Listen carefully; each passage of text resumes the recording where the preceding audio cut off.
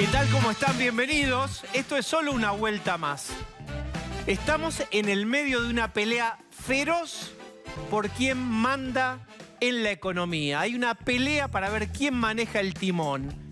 Y arriba del barco, el kirchnerismo, ya desesperado, con iniciativas en diputados en el Senado, para manotear el rumbo y colocar la proa hacia la distribución del ingreso, hacia el poder adquisitivo, a poner plata en el bolsillo de los argentinos. De un lado, ya desembosadamente Cristina, desde las declaraciones y desde las iniciativas en el Congreso, proyectos de ley que son un bypass, saltean el rumbo que quiere el propio ministro de Economía de este gobierno, que es el gobierno de ellos también, del kirchnerismo.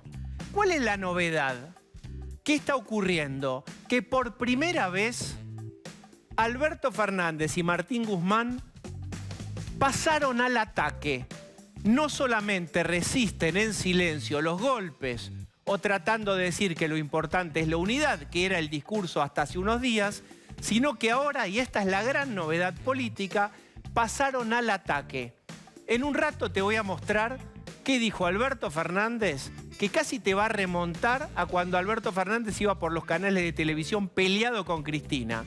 Un dardo directo a la administración del segundo gobierno de Cristina. Ahí le pegó directo. ¿Sobre se medía pobreza acaso? Yo nunca oculté nada. Lo vamos a ver. Fuerte, directo a Alberto Fernández. Y el otro es Martín Guzmán, que se defendió, ¿saben cómo? Directamente, con argumentos técnicos, objetando, por supuesto, primero el apero Macri, infaltable en el menú, primer paso, pero después la novedad. Le pegó directamente algunas caracterizaciones de la economía de Cristina, que no tenía reservas en el Banco Central y así terminó, que la macroeconomía ya tenía inconsistencias, que es insuperable. En ningún lugar del mundo hay 3-4 puntos del PBI destinados a subsidios, directamente al núcleo argumental que hoy saca a la cancha el kirchnerismo para decir hay que corregir rápido el rumbo.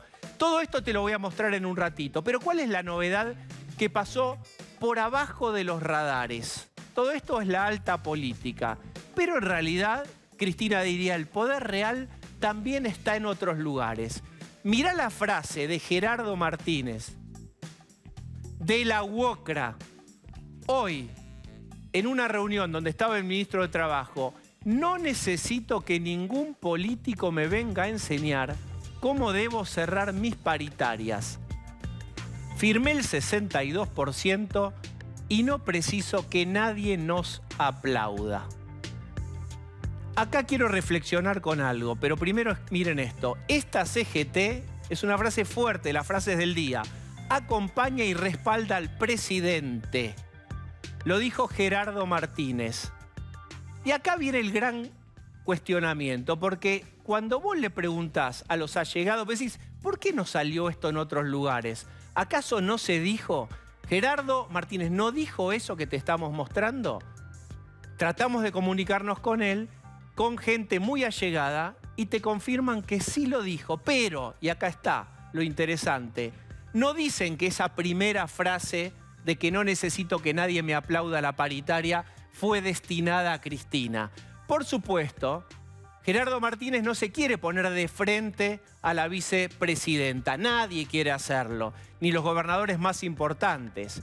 Pero no desmienten esa frase. La frase fue dicha. Los hechos y la interpretación. Los hechos son esos. La interpretación podés hacerla vos en tu casa. ¿Cuántas interpretaciones posibles tiene una frase que termina en yo elijo cómo cierro mis paritarias, nadie me va a enseñar? Y sobre todo, lo que es unívoco, lo que no tiene 20 personas que aplaudieron paritarias. Cristina había aplaudido, ¿lo recuerdan? La paritaria de Palazzo de la Bancaria, que había cerrado en 60%. Pues bien, fue suavizado por el entorno de Gerardo Martínez porque, insisto con esto, nadie quiere ponerse enfrente del tren. Lo cierto es que lo interesante es que esta declaración, con esta interpretación suavizada, muestran un conflicto político creciente en la Argentina, que te lo venimos contando en este programa, que es Cristina rompió los techos de las paritarias, invitó a pedir más, hace que si un secretario general tiene el 60% y lo cierra en una paritaria, que el resto por lo menos trate de escalar a lo mismo. Te contamos también como algunas municipalidades ya están pensando en dar el 85% a sus trabajadores municipales. Es decir, en definitiva, Cristina está haciendo añicos ese precario acuerdo con el Fondo Monetario Internacional. Y entonces cierro con esto. Esto es una interna peronista, dirá alguno. Solo me siento con el balde de pochoclo en mi sillón a ver cómo resuelven, para ser suave en el verbo. Resuelven o se disparan verbalmente o con declaraciones o medidas. Pero ¿saben qué? Esto está determinando la economía nuestra de cada día. Si va a acelerarse la inflación, si va a bajar la inflación, si va a haber más plata en los bolsillos, menos, si va a haber un cuidado del déficit fiscal o no, todo se está dirimiendo en este momento y te va a afectar a vos y lo verás en las góndolas y cuando vayas a pelear tu recomposición salarial, todo se está definiendo ahora en una interna feroz cuyo final es por ahora desconocido. Acompáñenme. Acá está nuestra querida Cecilia Bufflet. ¿Cómo le va?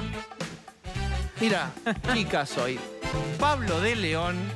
¿Cómo estás, Soy la Pablo? representante de Pablo de legal. León. Te operaste, Pablo. Bien, Pablo, Mejorado. Quedé mejor, ¿no? Sí. lo mejor.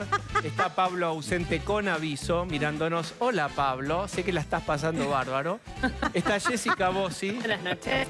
Y está Osvaldo Bazán, que se ríe pícaramente porque Pablo se tiene que hacer un estudio médico. Nada, no pasa nada de gravedad, es de rutina.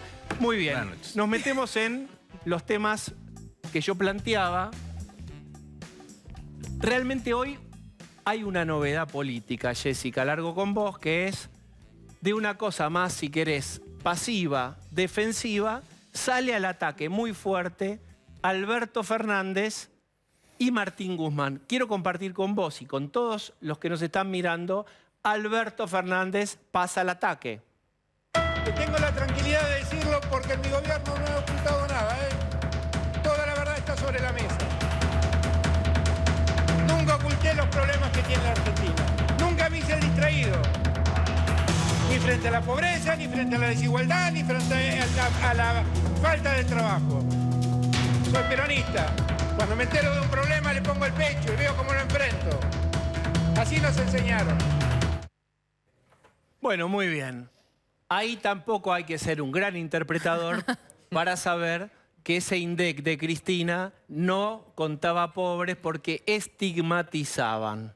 Sí, está ese punto que vos marcás respecto de la pobreza, que es muy claro. Y también cuando plantea la distribución de la riqueza, que es básicamente lo que le planteaba también Andrés la semana pasada. Que le ¿Estamos decía- escuchando bien a Jessica? Yo la escucho más o menos. Yo también. Bien, Bueno. vuelvo a vos. Te están censurando, Sí. claramente. Bien, Ceci. Pero bueno, lo que decía Jessica, el INDEC de Cristina no hablaba de la distribución de la riqueza, le responde de alguna manera también ahí al Cuervo Larroque. Y también un poco Cristina blanquea el viernes en su discurso que la inflación en sido su el gobierno fue el 38%, cuando el INDEC decía 18, 20, una cosa por el estilo, ¿no?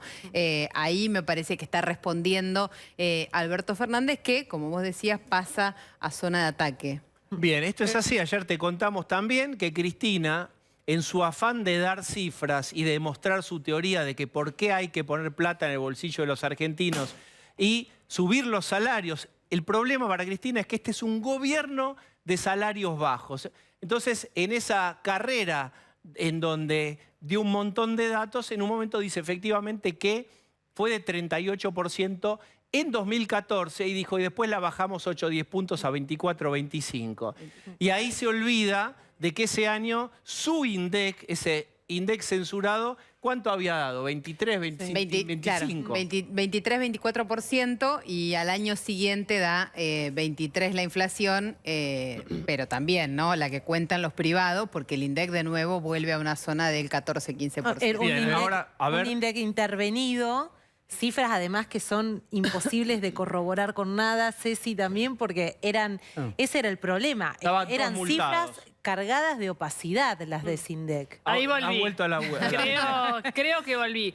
Sí, hoy lo que veíamos de Alberto Fernández era en Sanidad, en un acto con Héctor Daer, que es como su amigo dentro del sindicalismo, pero la secuencia de la respuesta al discurso de Cristina Kirchner arrancó a la mañana cuando hubo una decisión del gobierno de pedirle a Martín Guzmán y a Matías Culfas que salgan a responder temprano por radio. Básicamente el planteo de Cristina Kirchner, esto es lo que no se vio nunca, que rápidamente hicieran críticas muy directas. En el caso de Matías Culfas también desmiente una anécdota. Cristina prende el ventilador con anécdotas muy personales en su discurso. Una de ellas dice, bueno, a Matías Culfas no lo nombra, pero es él. Envié a alguien que era un candidato a secretario de Comercio, que es Hernán Lecher, no lo nombra Cristina, pero todo el mundo sabe que es él, y le atribuye una frase a Culfas diciendo que le dijo enseguida que no, porque se venía otra etapa de buenos modales y otro estilo. Lo que dice hoy Culfas en una entrevista es, esa frase no existió, yo recibí a Lecher, pero nunca le dije lo que plantea Cristina.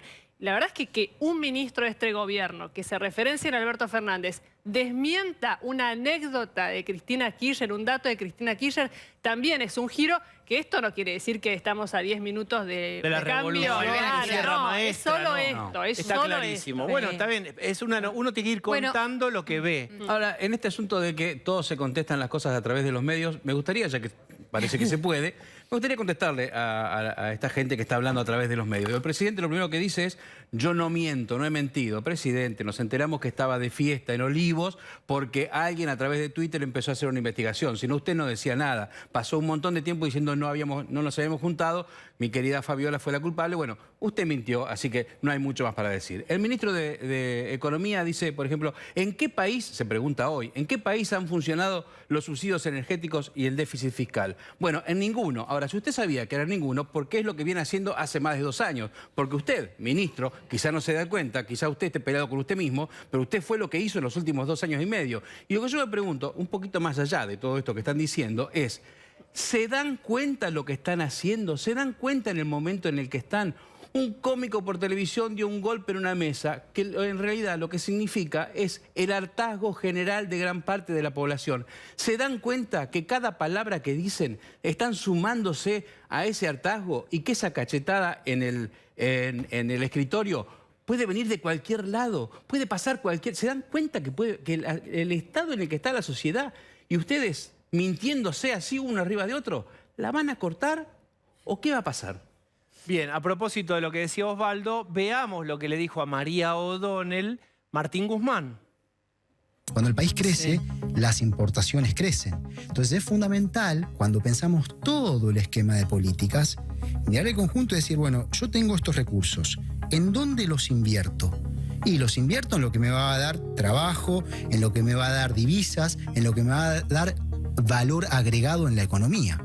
Y no en cosas que no terminan ayudando al funcionamiento de la economía, como por ejemplo los subsidios energéticos que no segmentados favorecen a los ricos. Uno se pregunta, ¿en qué país del mundo ha funcionado para encauzar un sendero de desarrollo con inclusión social tener subsidios energéticos de 3-4 puntos del producto? ¿En qué país del mundo funciona que haya déficits persistentes financiados por una moneda que la gente por la inflación empieza a dejar de querer? Hubo logros importantes, pero también hubo problemas de consistencia macroeconómica. Bueno, realmente en boca de un ministro, lo que parecen pequeñas palabritas cobran una importancia gigante. Que no había consistencia macroeconómica es un dardo feroz. Nunca dicho antes por Martín Guzmán, ni te diría por el gobierno de Alberto y la gente que lo rodea, para objetar esa visión más idealizada que presenta Cristina sobre su primer y sobre todo su segundo mandato. Más el primero que el segundo, pero el segundo también hace un revisionismo en donde, contame vos, pero No. lo presenta como un ciclo virtuoso. Sí, Martín Guzmán va ahí, es un discurso que empezó a ensayar el jueves cuando estuvo ante empresarios en el CICIP, donde empezó a hablar de que la Argentina siempre ha sido cortoplacista. Ahí mencionó algunos momentos o situaciones buenas del periodo kirchnerista, pero marcaba esta idea de que la Argentina estaba concentrada en una agenda de corto plazo. Yo creo que esta semana no va a tener una respuesta directa o inmediata de un dirigente importante del Frente para la Victoria o del kirchnerismo duro, Martín Guzmán. Ahora, en las audiencias públicas vamos a ver cómo van a dejar que todo el que pase por esa vereda le tire una piedra al ministro. Y un poco lo que me decía alguien del entorno de Cristina muy vinculado al tema, a los temas económicos o que sigue los temas económicos. Hay una cosa que está bien, que es empezar a poner en cuestiones concretas cuáles son las discusiones, ¿no? Nosotros creemos que hay que mirar la macroeconomía, nosotros creemos que hay que redistribuir más y demás. Porque dice, la única manera de que esto se solucione es si se empieza a poner en palabras y se deja de ser una interna de a ver para dónde va la cosa. También es cierto que nada, ¿no? La posición de hoy del gobierno, ¿por qué lo hacen? Porque notaron que después del discurso de Cristina Kirchner, ella no dobló la apuesta. Claro. Y ella muestra debilidad. Es decir, ven a una Cristina enredada en su impotencia de que lo que ella pidió, que son 3 cabezas, esas cabezas no las tiene. Entonces, un poco lo que exhibe es cierta debilidad. Lo dice un gobierno que nunca tomó una decisión en contra de Cristina, más allá de lo del fondo. O sea, Y que nunca tuvo poder propio, claro, además. lo pongo en contexto, pero vieron a una Cristina que no dobló la apuesta, que tiene una imposibilidad de romper, que ya lo dijo públicamente. O sea, en el momento en que Cristina dice, esto no es una pelea, es un debate público, espera, está queriendo bajar 10 cambios en el lenguaje de Cristina cuando te dice, no, es un debate. Pero vamos a debatir ahora entre nosotros. Sí. Pero, espera esto. Tim, no estoy de acuerdo contigo, Bien. Jessica. ¿Por qué gusta. no? A mí me parece que está destrozando el acuerdo con el Fondo Monetario, que es lo único que Alberto puede exigir. Me parece que las iniciativas del Senado, de diputados, todo el tiempo las declaraciones, lo único que buscan es torcer el rumbo económico, hacer distribucionismo, Si se aprueba, hacer, entre comillas, justicia social. Tengo acá la frase de Vudú hoy, mostraba Franco Mercuriali en el Senado. Fue ovacionado Amado Vudú hoy en el Senado, cosa veré de Sancho. Pero miren lo que dijo, porque Amado Vudú refleja de modo bastante sintónico a lo que piensa el kirchnerismo. Es un reflejo lo que dice Vudú de lo que cree el kirchnerismo que hay que hacer con la economía. El rumbo no sabe o no debe saber de superávit fiscal, de emisión monetaria, de pagos de la deuda.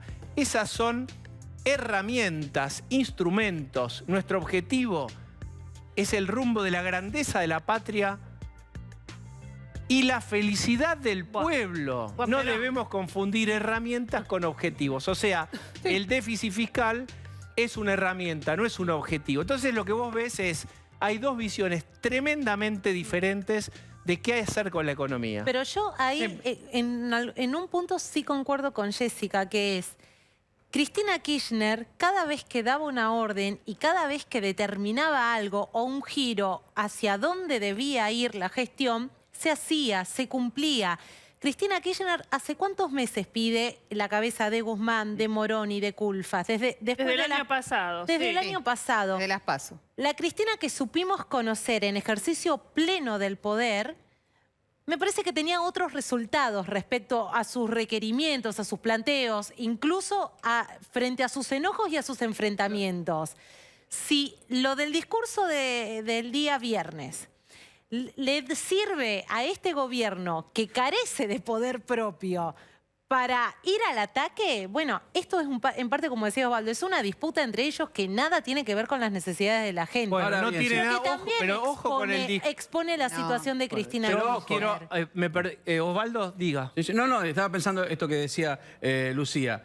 Ella dijo que Basualdo no se va y Basualdo no se va. Digo, también... Ahí se cumplió, pero ahora no se está ahora cumpliendo. ella dice Sí, pero ahora Basualdo que sigue sin Guzmán irse. se va y Sí, pero Guzmán no se va Hoy y Culfas Basualdo, no se va. hoy Basualdo sigue sin irse. Bien, pero Y por esta eso, cosa entonces de, hay un bloqueo mutuo. Claro, tienen bueno, una parálisis. es engañosa la idea de que sumamos ella gente al pierde. boliche. Está Rosendo Fraga para hablar con nosotros. Rosendo, hola. ¿Qué tal, Diego? Gracias por llamarme. Y muy interesante el debate en la mesa. ¿Por quién votás? Por la posición, sé demagógico. Yo sostuve con mi posición. Jessica Bossi piensa una cosa aliada con Lucía Salinas. Lo importante es ganar la discusión. Lo único que a uno le importa como periodista. Mentira. No. Nosotros no vamos a hacer ni una pelea ni un debate de ideas, ¿no es cierto? Primero, mira la historia. La historia nunca, y voy a ser categórico, en la historia argentina hubo un vicepresidente con tanto poder. Nunca lo hubo, con tanto poder. Y que manifieste y exprese tanto poder político. Guarda, ¿qué es poder político? ¿No es cierto? Una cosa son las medidas de gobierno. Poder político hoy es un tuit. El impacto que genera un tuit. Poder político es, bueno, un mensaje, un discurso de la vicepresidenta que ocupa la atención del país al mismo tiempo que el del presidente pasa desapercibido. Esto es poder político, pero la gestión es otra cosa. Aquí coincidió, es decir, esto es real. No hay en la historia un vicepresidente con tanto poder y en las manifestaciones públicas, que son poder político también, claramente la vicepresidenta lleva la delantera. Ahora, el presidente está en una actitud defensiva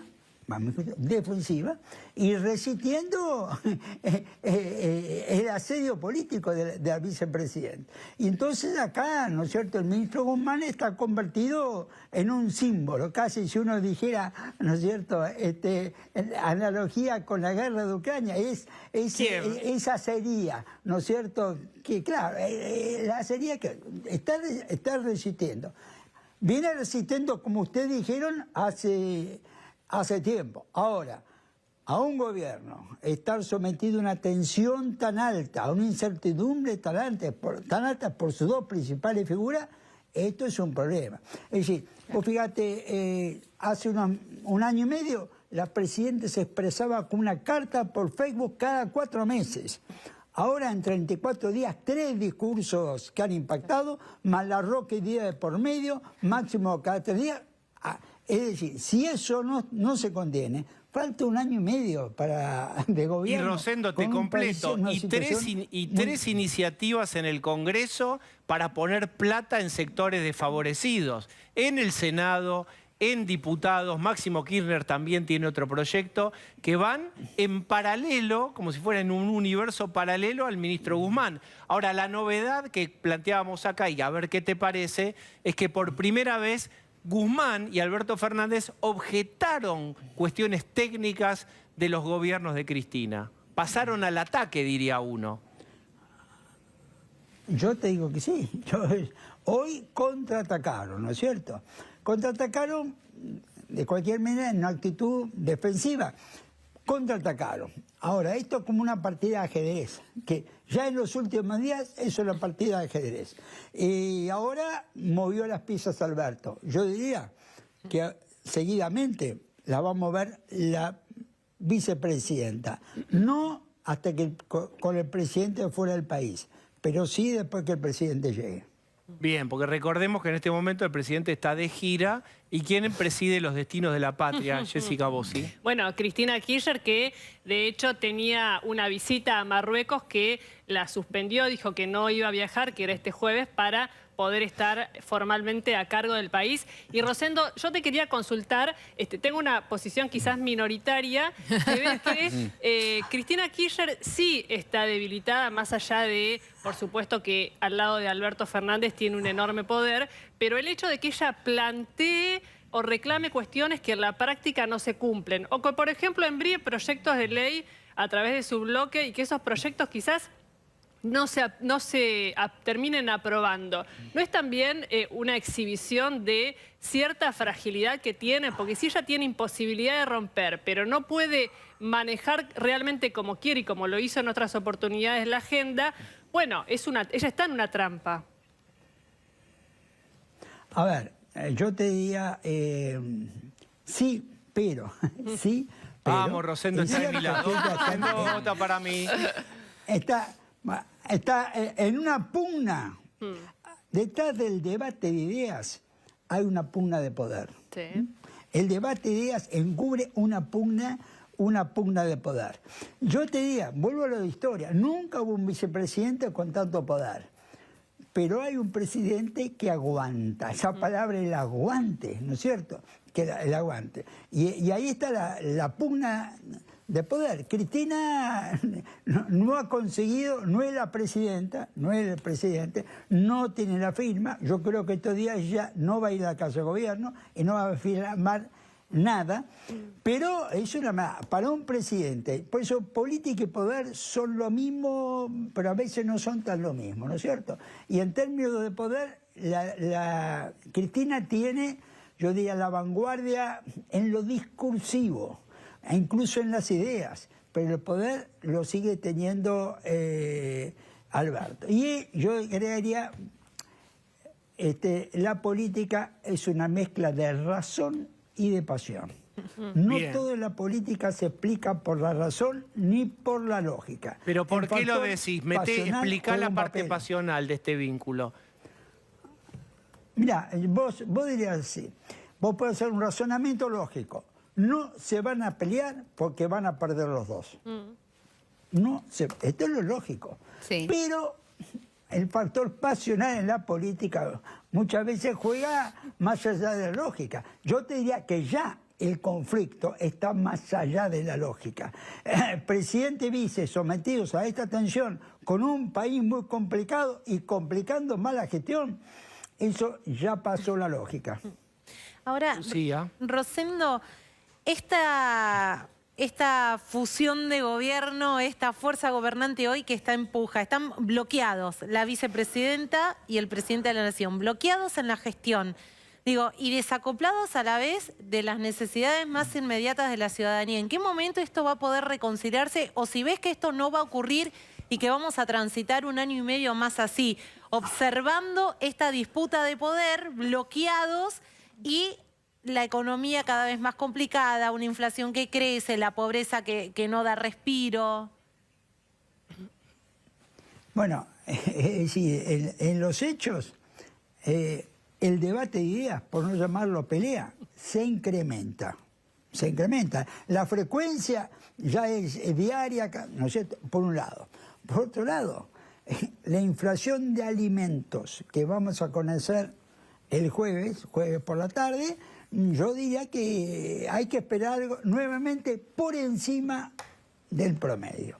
¿Y esto hasta cuándo puede aumentar, no es cierto, este aumento de la inflación de alimentos con una pelea política en el poder que parece desentendida de la resolución? Mira, yo diría que no lo sé, pero creo que si esto no se ordena en semanas, la situación se va a complicar más. Bien, Osvaldo Bazán. Sí, Rosendo, ¿cómo hacemos para tomar en serio a la señora cuando dice no estamos peleando, estamos debatiendo, cuando sabemos que hace 2 meses que no hablan? ¿Qué piensa la señora de nosotros cuando nos dice eso? De nosotros quiere decir de la población, cuando dice no estamos peleando, estamos debatiendo, cuando toda la población sabe que hace 2 meses que no hablan. Mira, yo creo que la gente ve una pelea claramente en lo discursivo, ve una pelea en las caras, el semblante del presidente hoy, el mismo semblante de la vicepresidenta el viernes. Claramente lo que se transmite es una situación de hostilidad y tensión. Entonces, yo lo que creo que esto es lo que creo que no puede seguir muchas semanas más, porque la urgencia, sobre todo económico y social, está demandando. Y ahí es lo que creo que debería obligar a no una reconciliación, a una tregua, y que este debate de ideas se haga más puertas adentro que puertas afuera. Rosendo, muchísimas gracias. No, gracias a ustedes. Hasta luego. Bueno, muy bien.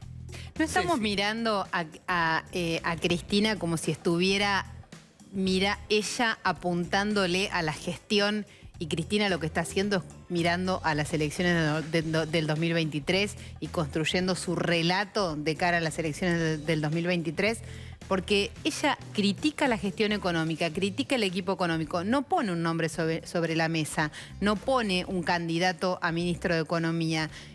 me parece que analizamos lo que dice Cristina como si le estuviera apuntando a la gestión y pidiéndole los cambios a Alberto Fernández de la gestión económica, y lo que están haciendo es construir un relato de cómo va a llegar a la es campaña. una construcción en paralelo, como si no existiese el presente y la realidad. Sí. Todo lo que ella hace opera sobre una realidad concreta.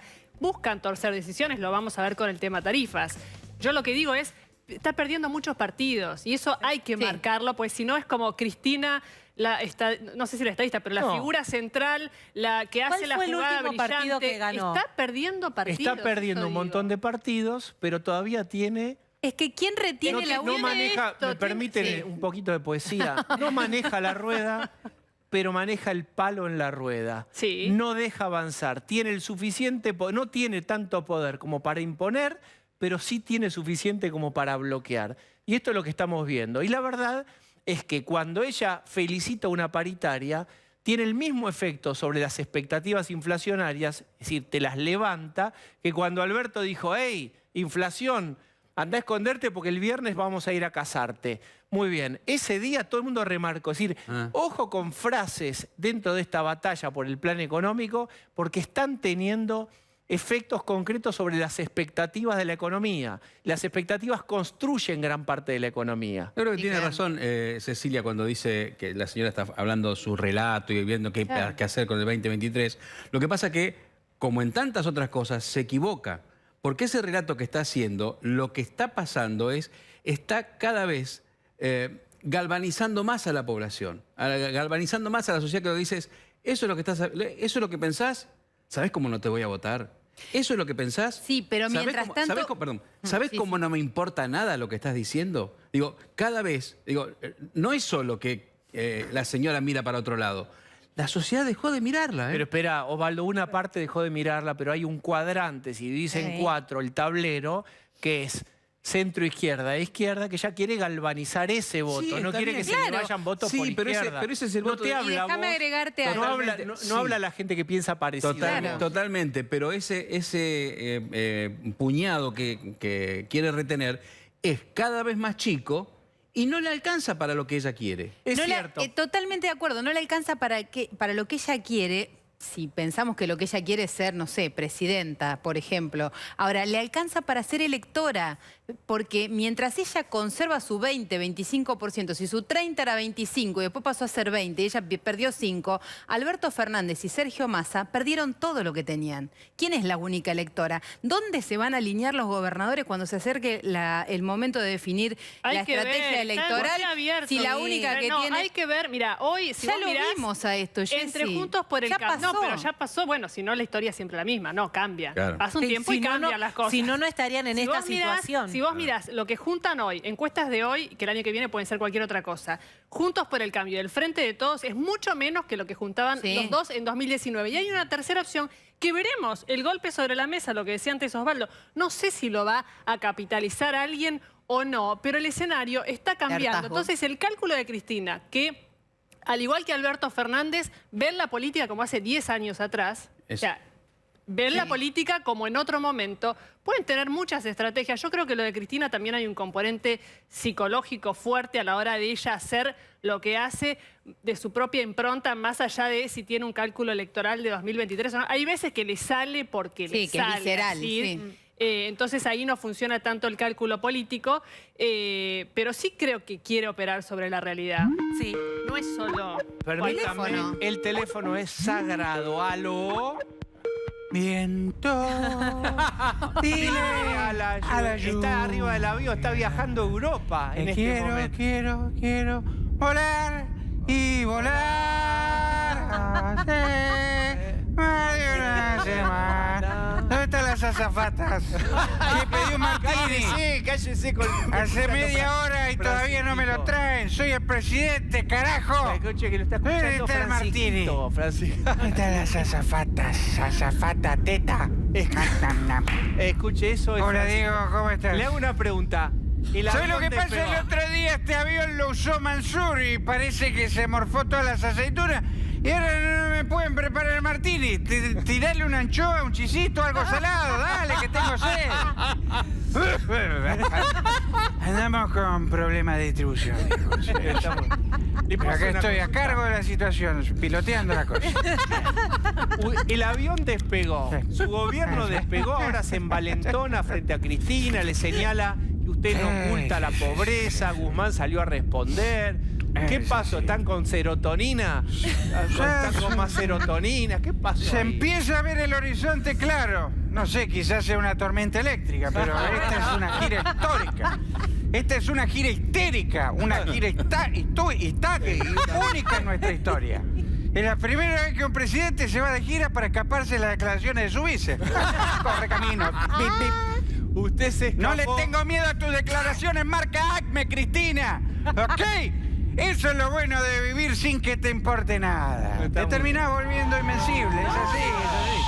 El triángulo de las Bermudas. Que vueles, vos no estás a mi altura. ¿Cómo? ¿Qué pasó? A ver, ¿podemos repetir ¿Cómo? el fantasma? ¿Qué Algo pasó? espectral. ¿Pasó? No. A ver. No sé qué pasa. ¿Qué pasa, Diego? Por más que vueles, vos no estás a mi altura. Vos sabés que sí. Vos sabés que sí. ¿Qué pasó? No, ¿le ¿Qué puedo fue? traducir? ¿Qué me- ¿Se lo subtitulo? ¿Qué pasó?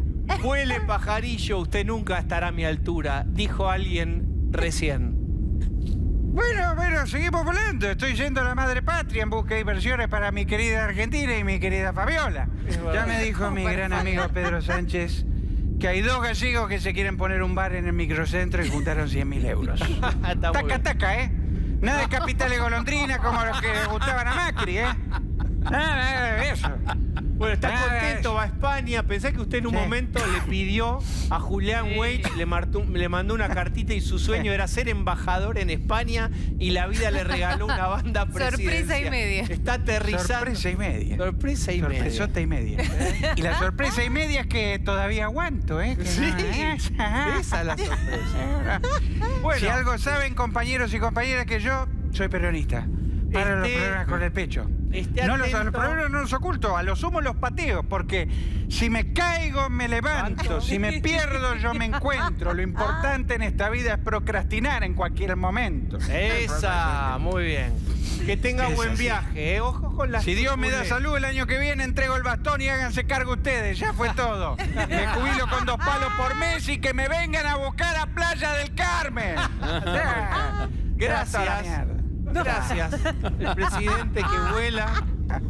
Piloteando. Bueno, muy bien. Ahí Intentando tenemos. pilotear. Si ustedes me permiten, yo voy a saludar a un invitado que tengo ya. Voy caminando hacia él. ¿Qué hay de fondo? La destrucción del poder adquisitivo. ¿Y quién está destruyendo el poder adquisitivo? Básicamente la inflación. Es un honor hablar con el profe de Pablo. Profe, ¿cómo estás? Y querido, está jugando Vélez Sarsfield, así que estoy un poquito tenso. Te veo tenso, estás con la remera de Vélez, alguna suplente parece. No, Un es homenaje. pura casualidad. Es un homenaje. Bueno, digamos, ¿cómo ves este otro partido, el de Cristina contra Alberto? Y Alberto hoy que quiere meterle algún gol. Guzmán hizo algunas declaraciones con señalamientos técnicos concretos a la administración de Cristina sobre reservas en el Banco Central, sobre subsidios. ¿Dónde se vio 3-4 puntos del PBI para subsidios a clases media, media alta? Es decir, ya pasaron al ataque, pareciera en tu metáfora futbolística. ¿Querés que te diga algo? No le doy bolilla a todo eso porque pertenece a la pura política. Se jugará con la lógica de la política y veremos, digamos, los resultados. No tiene nada que ver con la sustancia de la política económica, no tiene nada que ver con la toma de decisiones. La gente se levanta todos los días a ver cómo lo encuentra la vuelta. Así que todo eso, bueno, hablar con los analistas políticos, a ver qué sacan, qué no sacan, pero la verdad no es una guía para tomar decisiones. ¿Qué pasa con las paritarias? Cristina felicitó el otro día una paritaria del 60%. ¿Tiene Dejemos consecuencias? la felicitación de lado porque pertenece a la política. Es obvio que con esta tasa de inflación, vos no podés decir a un dirigente sindical, mirá, firmaste 35, ahora chao, feliz Navidad, volvé en marzo, etcétera, sino que le van poniendo números. No sé por qué razón tiene que ser números a lo largo del año, quizás haya alguna restricción, pero obviamente que con cláusula de revisión. Déjame agarrar cualquiera de los últimos convenios que se hicieron a lo largo de los próximos 12 meses e inventá dos escenarios alternativos. Primero la hiper. Si Dios no permite abrir una hiper, van a renegociar. Vamos al revés. Suponete que venía un plan austral que congela todo. Entonces puede tener un aumento de los salarios nominales del 60%, que si los precios están congelados sería un aumento real del 60%. Sería impagable. Es decir, volveremos a negociar. ¿Qué quiero decir con esto? Que las paritarias están reflejando, digamos, la realidad. Tiene esta restricción por la cual hacen modificaciones anuales, pero vivimos un día a día. A mí cuando la gente me dice, ¿usted cómo ve el tercer trimestre? Yo no veo la semana que viene, ¿de qué me está hablando? Bien, van a dar pronto a conocer el número nuevo del INDEC de inflación. ¿Tenés algún optimismo en sangre con respecto a eso? Digamos, la pregunta es, ¿cuánto debería bajar? Venimos del 6,7. ¿Cuánto debería bajar el gobierno para decir, vamos bien? No, el dato que te voy a dar, tengo 3 estimaciones privadas, porque abril ya pasó, ¿eh? 3 estimaciones privadas. 2 dieron 5 y 1 dio 5,6. Vamos a ver. En los últimos 2 meses, la estimación oficial estuvo por encima de las privadas. En el caso de marzo, por 1 punto porcentual, que en las tasas mensuales es muy significativo. No, es un problema metodológico, acá no hay problema de dibujo, cosas por el estilo, etcétera, etcétera. Ese tipo de cosas después a lo largo de un año se van, digamos así, compensando. Lo que tenemos que decir es que el jueves a las 4 de la tarde se va a publicar el dato, a partir de las 4 los periodistas van a empezar la remolacha, que esto, que lo otro, llaman a uno, usted cómo ve. La realidad, ¿sabes cuál es? Que los argentinos, que tenemos mucha experiencia en materia de programas antiinflacionarios, sabemos que un programa antiinflacionario requiere 2 cosas. Un gobierno políticamente creíble y un equipo económico idóneo. Y hoy no tenemos ninguna de las 2 cosas. Bien. Queda 1 año y medio más de gobierno. ¿Cuál es la expectativa económica cuando hay 2 que no se ponen de acuerdo ni siquiera en el rumbo? ¿Qué puede pasar? Tenés como techo esto. Y como piso, no sabemos. Hay un techo para mejorar. ¿Por qué? Porque la debilidad política en un país como Argentina te complica las cosas. Ahora, de ahí en más, pueden hacer macanas, pueden suceder cosas, etcétera, etcétera. Y en vez de estar en el techo, estamos en el planta baja, primero. No sabemos, no hay cómo saberlo. Entonces digo, mi querido amigo, no perdamos tiempo. ¿Por qué? Porque es imposible, no es que somos brutos, es imposible saber. El fondo te dice que cree que sabe, los colegas míos dicen que cree que sabe, todo con decimales. No perdamos tiempo. Profe, este gobierno es aquí, es ahora, como diría Mateico, y está Cristina, no va a cambiar por 1 año y medio la obra de teatro y los personajes. Con este elenco, con estas condiciones de posibilidad, ¿qué sería algo razonable que pueda ocurrir? ¿Qué sería eso mínimo, esa meta mínima a la que se podría llegar con este elenco? Esto. Ahora, vivimos merced a cosas. Por ejemplo, suponete que la guerra con Ucrania se sigue haciendo, se complica más el gas, tenés shocks, tenés cosas. Yo digo, no tengo como pronosticar un shock. Lo que digo es la capacidad de respuesta, de gestión a un shock por parte del gobierno es casi nula. Entonces vivimos con eso. Ahora, el señor que tiene un kiosco acá, el señor que tiene la pizzería, no puede cerrar y decir, no, está tan complicado que mejor cierra, porque se funde. Vos tratás de salvarte abriendo. Los negocios están abiertos, tratan de vender, la fábrica también, etc. Solo que, por la experiencia, trabajamos con la radio prendida, la televisión prendida. No sea cosa que estemos dormidos y tengamos que reaccionar, digamos así, muy rápido. Y así, los pedidos estos tienen esta característica. Son dramáticos. A veces un ministro hace una labor muy importante porque evita males mayores y nadie se lo agradece. Porque como bien aclara Henry Kissinger en su memoria, la gente nunca aplaude a las autoridades por haber evitado desastres. ¿Por qué? Porque no sabían que venían. Es así. ¿Hay alguien del gobierno que esté evitando silenciosamente algo que podría ser mucho peor y los reflectores no están sobre él o ella? No tengo idea.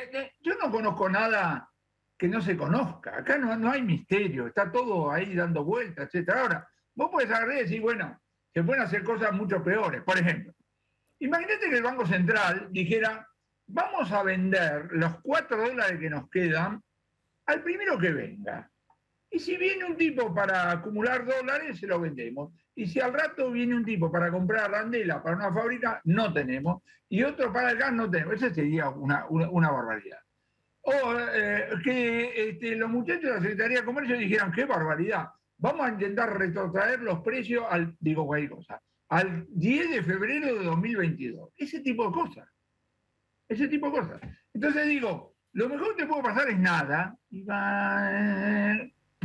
Y de ahí para abajo, y bueno, dependiendo de qué es lo que se les ocurra hacer. ¿Cómo va Vélez? Querido, no tengo dos cosas, así que te estoy mirando Pero a vos hasta, y no, dejé porque de ver. te voy a tomar quiero ver tus nervios según el resultado. Decime cómo va Vélez. Escucha. En el momento que me senté acá, estaba empatado. Ahí está, bien. Tenso empate. Del fútbol. Ahora va a ganar, Pará. te doy mirá cómo te cambio, mirá cómo te modulo tus emociones. Va ganando Vélez, profe.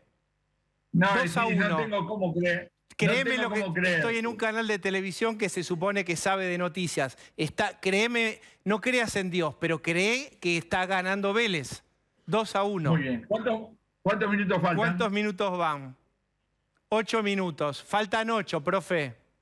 Faltan 8. Bueno. Bueno, ¿qué hacemos? Vamos a hablar pavada durante 8 minutos, así festejamos el triunfo. No, ¿Qué para te que parece? vos no sufras, pero escuchá la última. Porque son 8 minutos dramáticos, para que no El gobierno dice, la producción dice, fíjense, hay sectores que están recuperándose, hay una reactivación, crean que vamos bien, se recupera el empleo. ¿Está bien atender a esos datos positivos? Los hechos son los hechos. La realidad dice lo siguiente. 2020 el PBI cayó 10%. 2021 recuperó 10%. A veces el gobierno se olvida la caída y dice, somos Gardel. No, querido, es B corta. ¿No? Lo que va de 2022 está casi horizontal. Pero lo que hay que decir es que la realidad es heterogénea.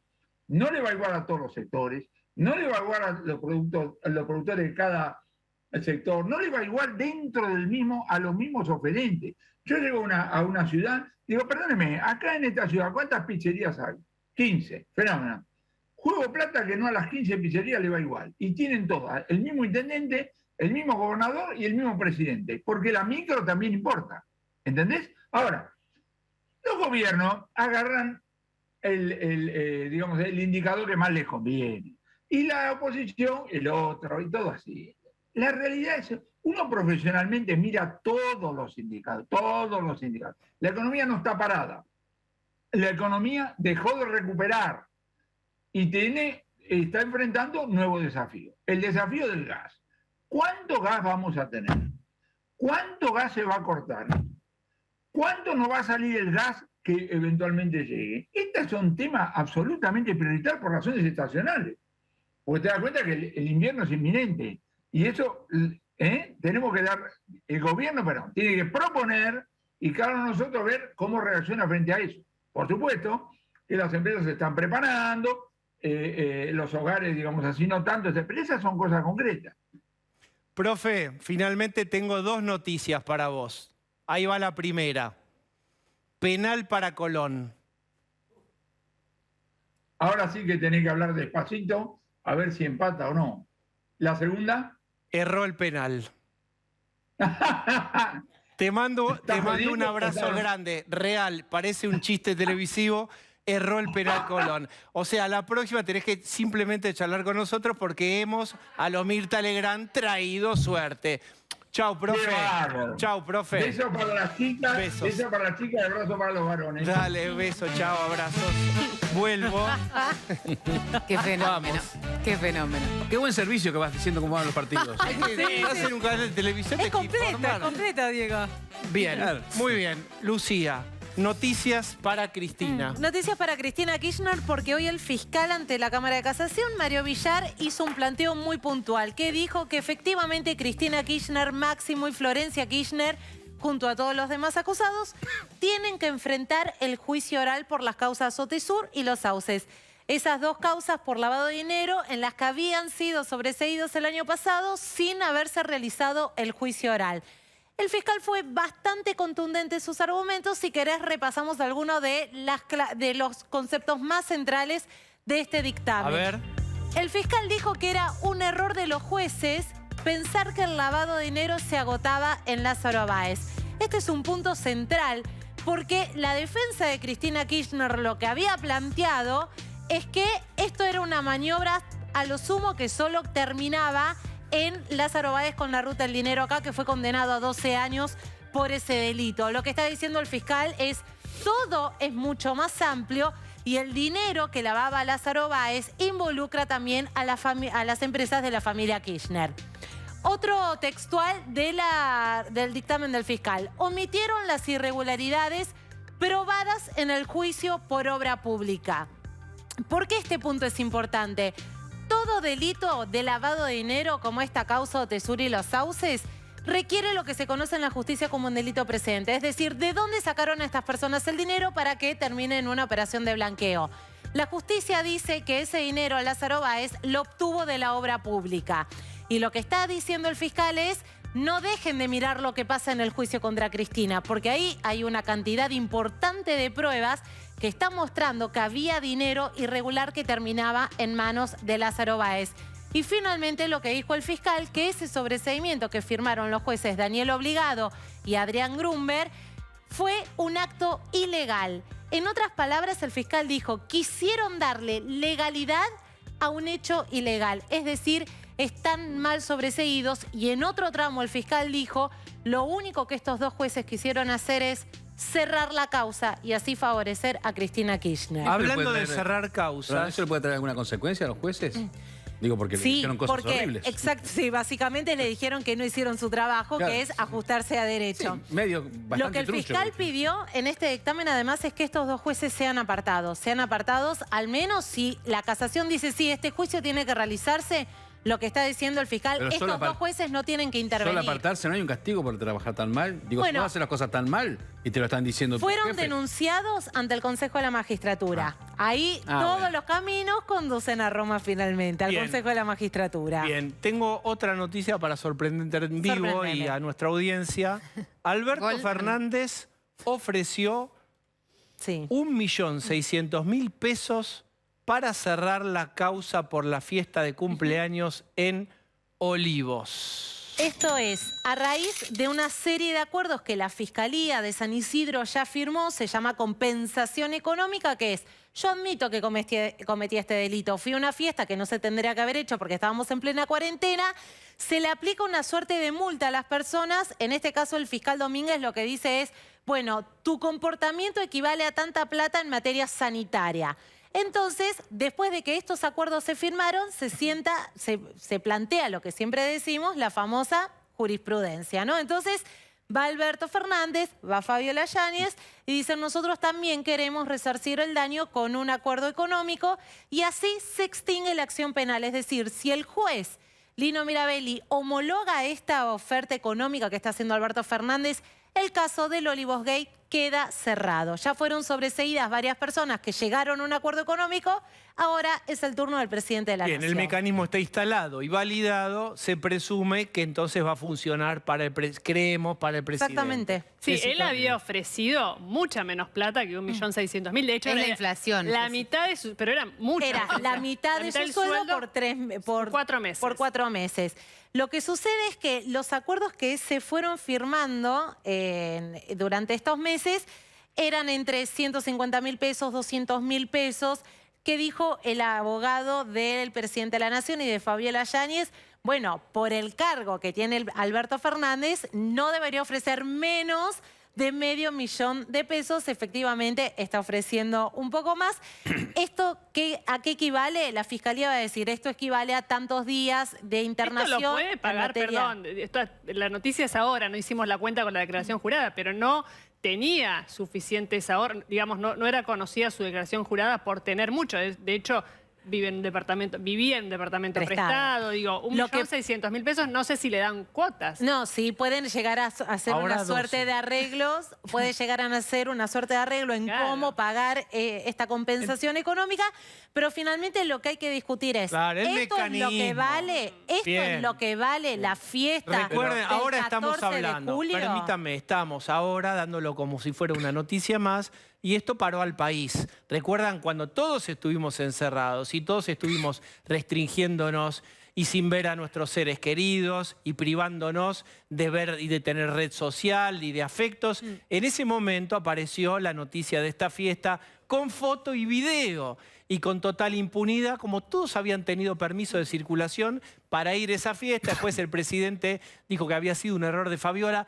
Eso paró el país y es una cuota aparte fundamental en la pérdida de las elecciones intermedias de este gobierno, porque fue lo que fue el certificado de impunidad y de casta. Esa es la foto que, diría Milei y los Milei, sintetizaba la foto de casta. Mientras todos los vasallos estábamos encerrados, ellos disfrutando. Ahora, tanto tiempo después, vemos que esto por plata se podría llegar a arreglar. Entonces el sentimiento que vos tenés, y ahora le paso la pelota a Bazanes, y toda la gente que murió en cuarentena. Claro, toda la gente que murió, y toda la gente que murió en cuarentena, y toda la gente que no pudo despedir a sus seres queridos en cuarentena.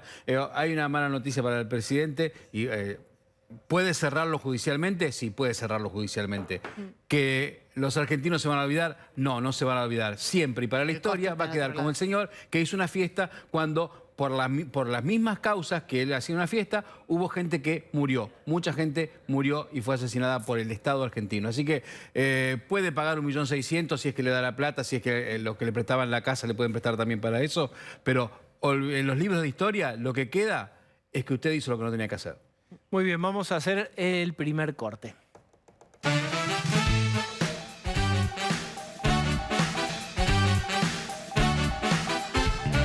Lo hemos notado todos, vos también. De repente, nuestro círculo de gente conocida, te habrá pasado, se empezó a poblar de, che, tal tiene COVID. ¿Viste que vos decís, pero ya esto no pasa?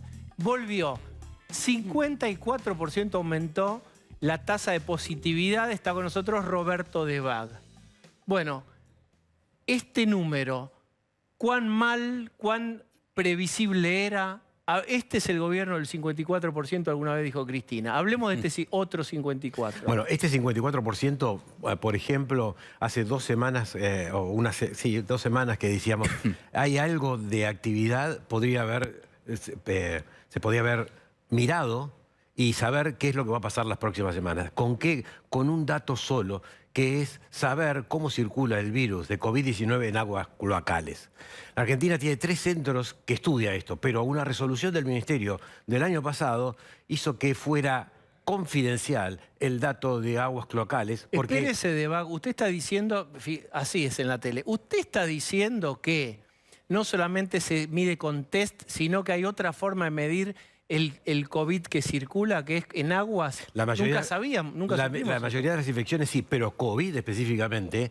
Y por eso es que el año pasado el Ministerio de Salud, con 3 centros que estudian virus también en aguas cloacales, y también con AISA, con las empresas de agua, se firmó la manera de estudiarlo, pero también se firmó una, creo que se llama resolución, en la cual esos datos eran confidenciales. Ahora, ¿por qué digo esto de saber si va a aumentar o no, y el 54%? Porque eso, hoy por hoy, en un país donde solo se testean los que tienen síntomas mayores de 60 años, las embarazadas y los que tienen riesgo, yo quiero saber qué pasa también con la otra población que decidí que no se va a testear. Y la única manera es saber cómo va creciendo o no creciendo la cantidad de virus en aguas cloacales de todas las jurisdicciones de Argentina o de las jurisdicciones más importantes. ¿Y qué da? Ahí voy con Rolo, está Rolo Barbano. Confidencial, se lo podríamos preguntar a la ministra. Confidencial, esa resolución dice que solamente un grupo puede tener acceso a esa información.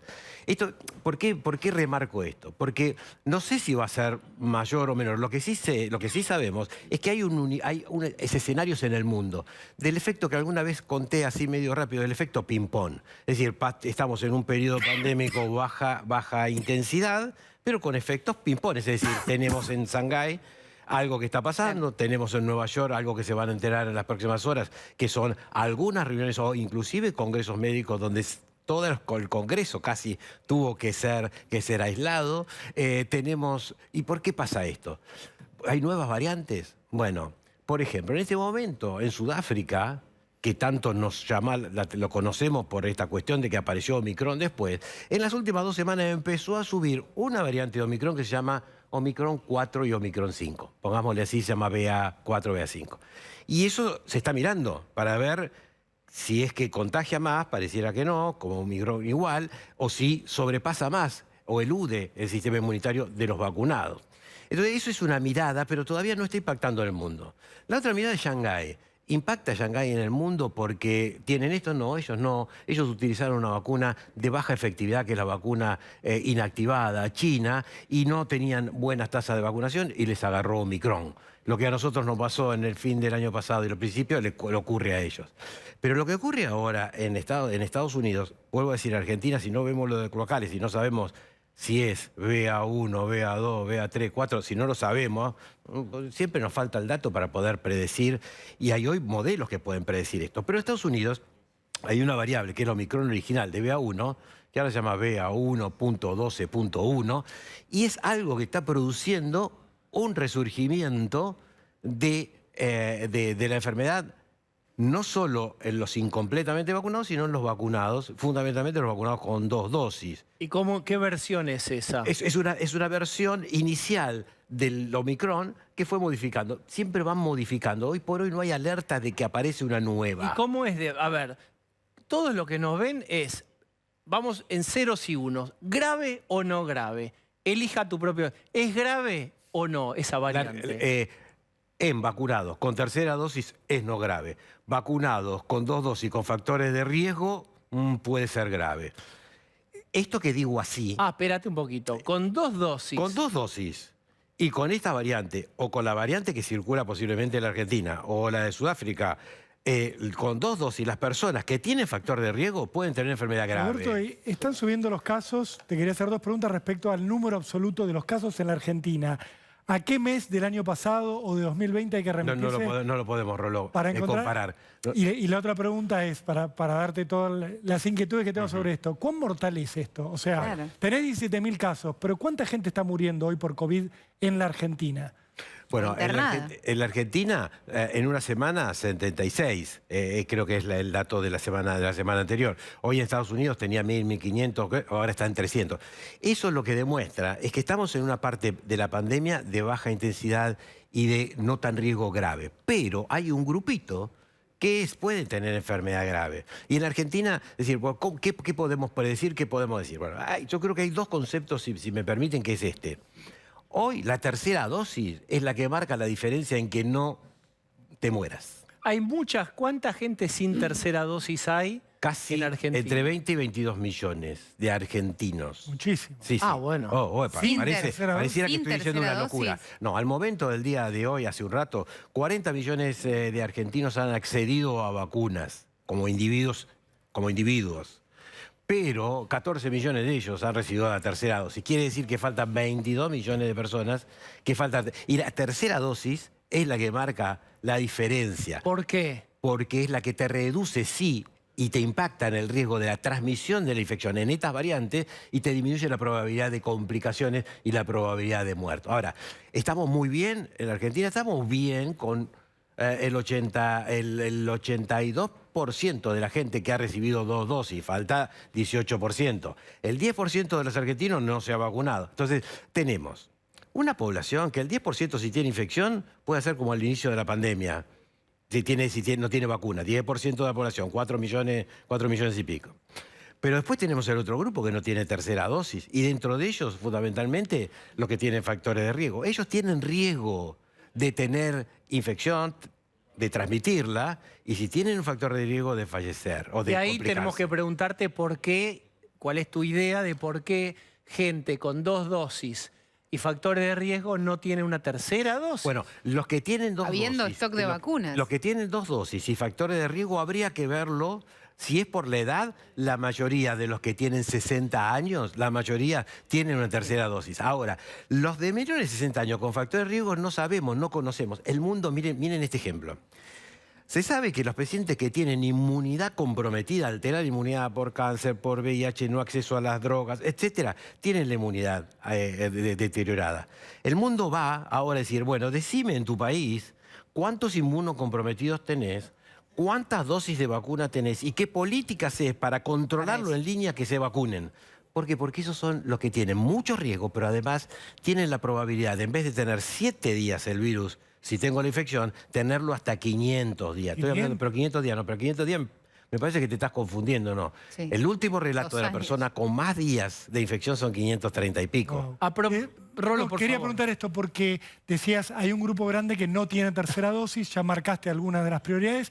Los que no tienen tercera dosis son los chicos. A los chicos sin... Mayores de 11 años debería tener ya la tercera dosis. Pero no están recibiendo, digo, Bueno.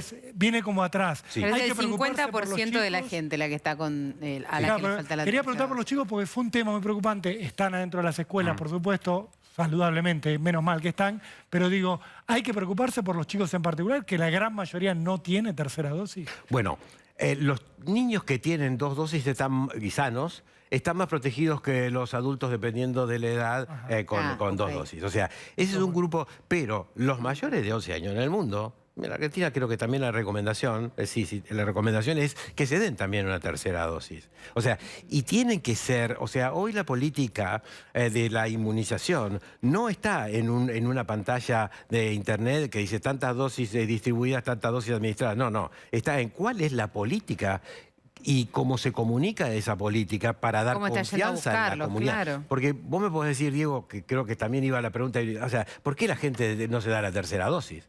La gente no se da la tercera dosis por varias circunstancias. Por el acceso a la vacuna. No, pero sí hay vacuna, sí, pero no es lo mismo tener acceso a la vacuna, tener la vacuna que ir al centro que esté abierto cuando yo estoy trabajando, política de estrategia de recupero, de enganchar a las personas para vacunar.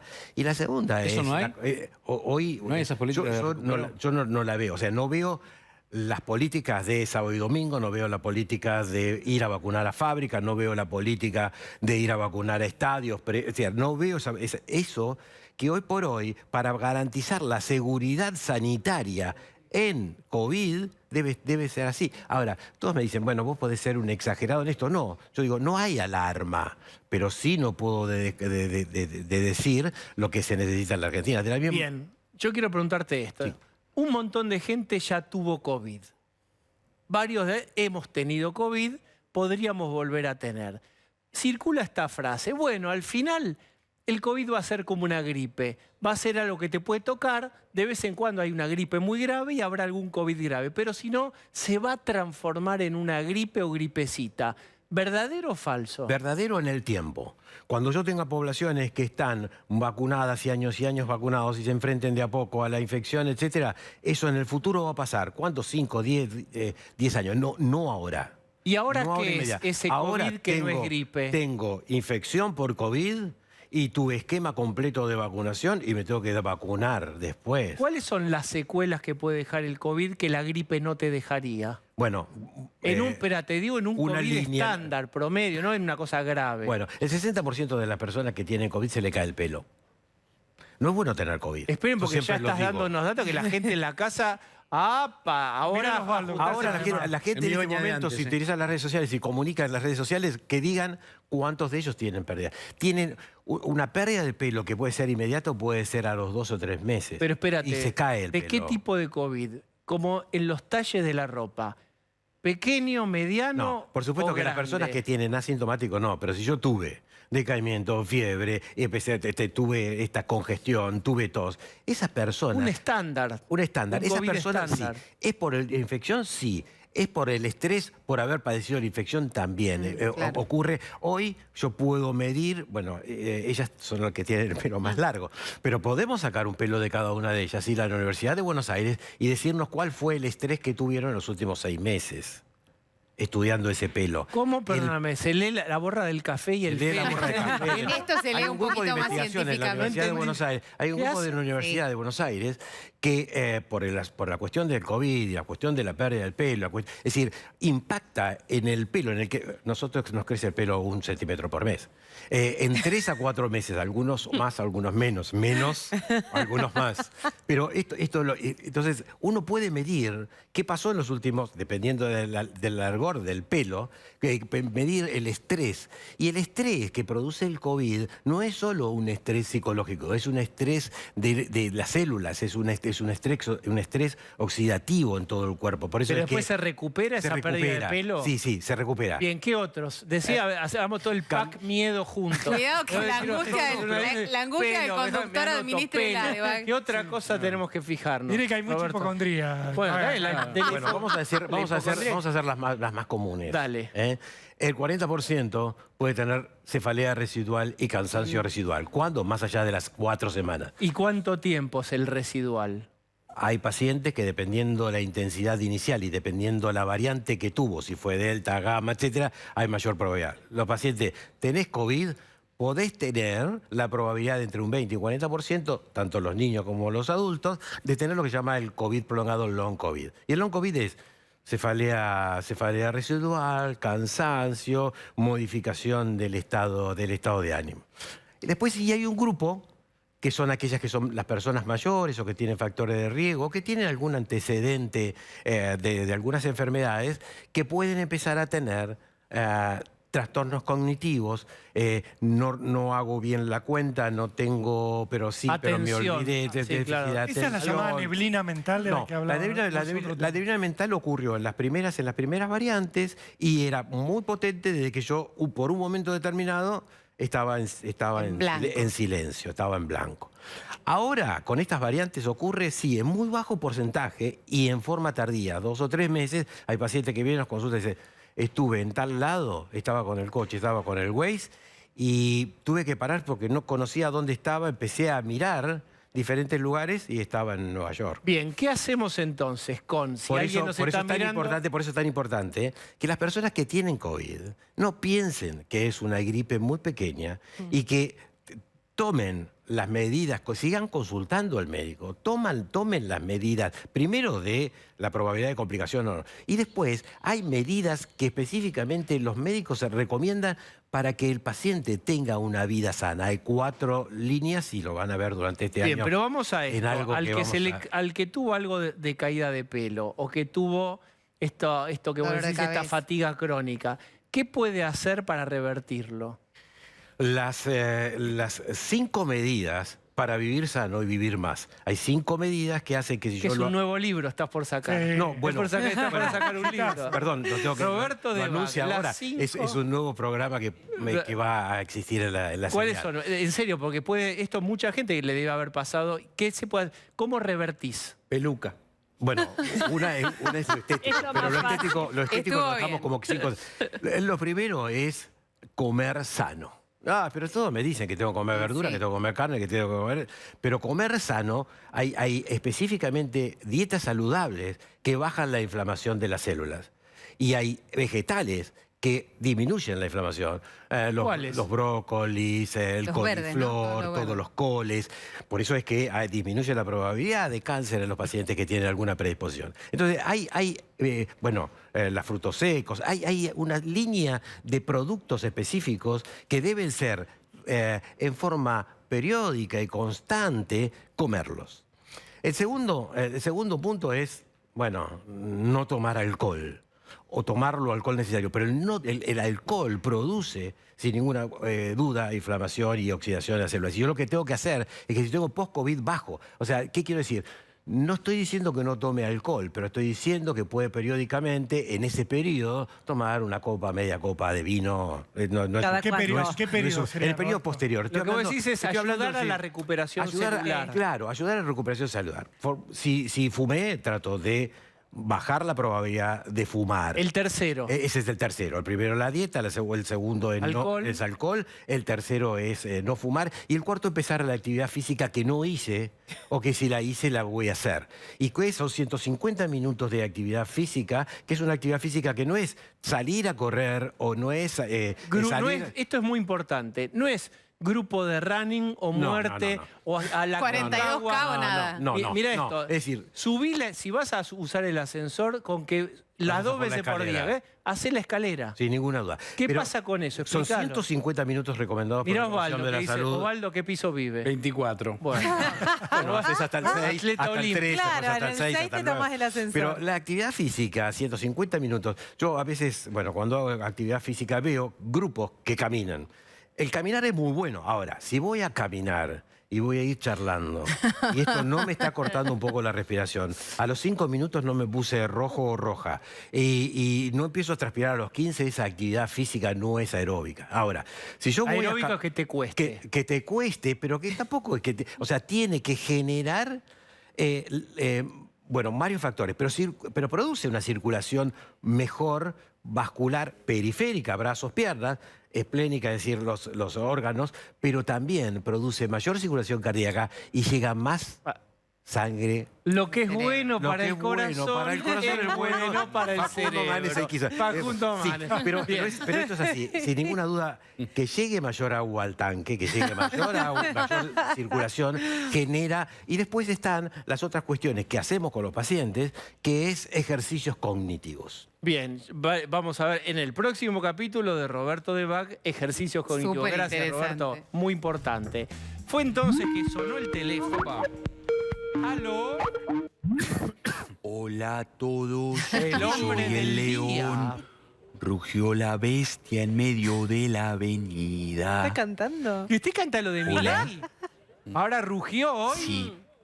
¿Cómo estás, Diego? Buenas noches. Me cansé de ser una oveja del kirchnerismo y ahora empiezo a rugir. ¡Guau! ¿Se asustaron?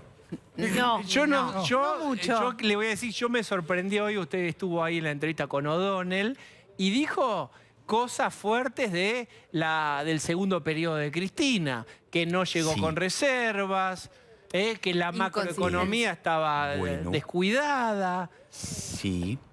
A vos te hablo, Cristina Fernández de bueno. Kirchner. Ay, bajó la voz, ¿no? Bajito. Durante tus 2 mandatos, desperdiciaste el mejor ciclo histórico con la soja por las nubes y los países emergentes crecieron a tasas chinas y ahora venís a dar consejitos soberbios. Te fumaste ¡epa! todos los stocks. Oh, Ah, ¿viste? Adiviné. ¡Qué león! ¿Cuánto tiempo lo ensayó esto? A ver qué Si más. querés nombrar tus propios ministros, armá un partido y ganá las elecciones. Basta. Voy a pegar el puño contra la mesa como casero. A ver, a ver. pum. Vamos. Yo lo hago por usted. No me animo. Va. Está bien. Es paso a paso. Es gradualismo. Bueno, a ver, no me peguen, soy Guzmán, ¿sí? Pero me pegan igual. Igual un poco me conviene, porque hoy con esta inflación la única forma de que me suba la imagen positiva es que me critiquen estos inviables zurdos. Uy, Dios. ¿Sí? Cuanto habló más con me pegue un impresentable como el Cuervo Larroque o Eve de Bonafini, más crece mi imagen. ¿Sí? Es lo mejor que me pueden hacer. Salté 10 puntos. Estamos hablando con el pensamiento real de Guzmán. En este momento estoy hablando con el... Hablo las defensas, estoy hablando con el real. Sí, real. Estoy bullish como las acciones argentinas que hoy tuvieron un día bárbaro. No. ¿No? Se hicieron están pelota. Usted sabe que hay No, carteles a ver, de no. recompensa con su cabeza No. por todo el centro porteño. Pero no están bajando, como dice Kachanowski, están tomando envión. Ustedes no lo ven, pero ya el tiempo me va a dar la razón. Además, soy el único ministro de Economía que tuvo que gestionar con una pandemia y, como dice Alberto, la pandemia no terminó, ¿eh? Ojito. Ojito, ¿eh? Nada de vivir sin miedo. Martín Guzmán, Sí. ¿va a seguir revelándose o fue una golondrina que no hará verano? Bueno, ¿puedo seguir al aire, Basualdo? Así. Muy bien. ¿Qué le Me dijo? dice que puedo seguir un ratito más. Bueno, Bueno, Martín Guzmán, fue un día, un hacemos? antes y un después. Ya está. hoy fue muy grosso. Sí, hoy. Lo despedimos. Gracias, ministro de Mañana Economía. aparezco en lo de Andy Kuznetsov con chupines. Muy bien. Que se los chupita. Gracias, ministro. Bueno. ¿Corto? Sí, corte. Pregúntele a Basualdo. Corte. Muy bien. Vamos a seguir. Entonces voy a ir a ver a Ahora sí. Nelson. Hoy es un día importante por lo que pasó o por lo que podría haber pasado. 9 de mayo, el día de la victoria de la Unión Soviética fue aquella vez, hola Nelson. ¿Cómo estás? ¿Cómo andas? ¿Bien? Sobre Hitler. Hoy había un discurso muy esperado y un desfile militar de Putin. ¿Qué pasó ahí? ¿Qué tal? Bella noche. Bueno, en realidad hay que hacer una corrección de la fecha, porque la fecha correcta es el 8. La rendición ocurrió el 8, pero por la diferencia horaria ya era el 9 en la Unión Soviética. Pasaron 3 cosas. Fue un discurso de derrota, porque quedó expuesto claramente en las caras. Ese es el segundo elemento. Las caras son Todo. todo, vos lo sabés. No había en Putin una cara de alegría, no había un ánimo festivo, en absoluto había la sonrisa de circunstancia. Vos claramente veías que la psicología era obligada, el primer punto. El segundo elemento es que allí no hubo un anuncio de una escalada de la guerra. Bueno, que eso era lo que por ahí se temía. Correcto. Que dijeran, esto ya no es una operación especial, a esto lo llamaremos guerra, vamos a invitar a toda la población a militarizarse o a los reservistas, se viene la guerra en serio, una tercera guerra mundial. Correcto. Todo podía pasar. Exactamente. Eso no ocurrió y es un indicio del fracaso. Putin no puede avanzar sobre Ucrania. El tercer elemento que ocurrió fue un cambio de los objetivos. Dijo Putin, nosotros avanzamos, iniciamos la guerra porque íbamos a ser atacados por Occidente. Pero eso no fue lo que dijo Putin el 24 de febrero, cuando invadió Ucrania. Dijo, vamos a liberar al pueblo ucraniano de un gobierno neonazi. Así que esos 3 elementos marcan el significado del día de hoy. Es un día de derrota, con consecuencias en la evolución de lo que vaya a pasar de aquí en más. Porque esto en Ucrania hay que contrastarlo con lo que está pasando, con lo que vamos recibiendo información. En Ucrania la moral está muy alta, insisto, muy alta. Y el objetivo ahora es reconquistar el Donbass. Y a partir de hoy, eso que para muchos era una suposición, después de este discurso de Putin comienza a ser un objetivo serio, basado fundamentalmente en la capacidad que está teniendo Ucrania de reconquistar, digamos, palmo a palmo terreno.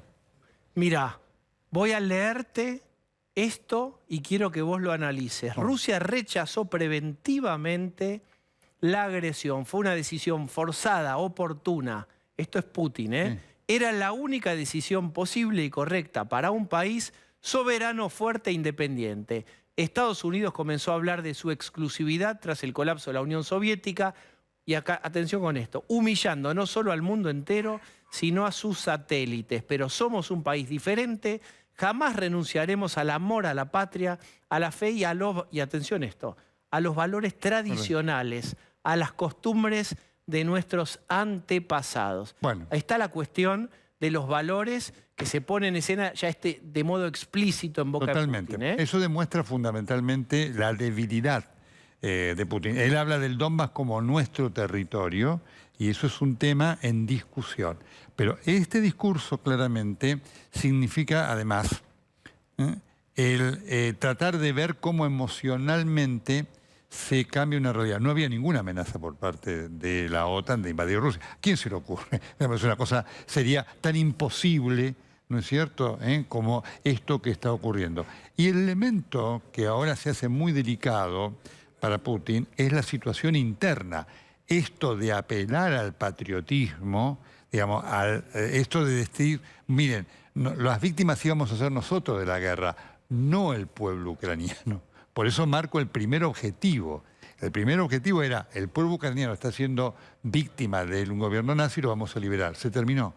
Ahora le está diciendo a los rusos, no, nosotros íbamos a ser víctimas de este ataque. Lo que no sabemos, Nelson, en la era de la hiperconexión, de donde uno tiene la fantasía de que todo el planeta Tierra se comunica o tiene acceso a redes y a toda la información al instante, ¿cuán informada está la población rusa de lo que está pasando en Ucrania? Ese es un verdadero desafío. Vos acordate que hoy los medios, inclusive extranjeros, no pueden informar cosas que sean contrarias al gobierno ruso. Hay un proceso judicial a un colaborador del Washington Post por acusarlo de haber difundido información falsa y está con una acusación que va a tener una condena probablemente a 10 años.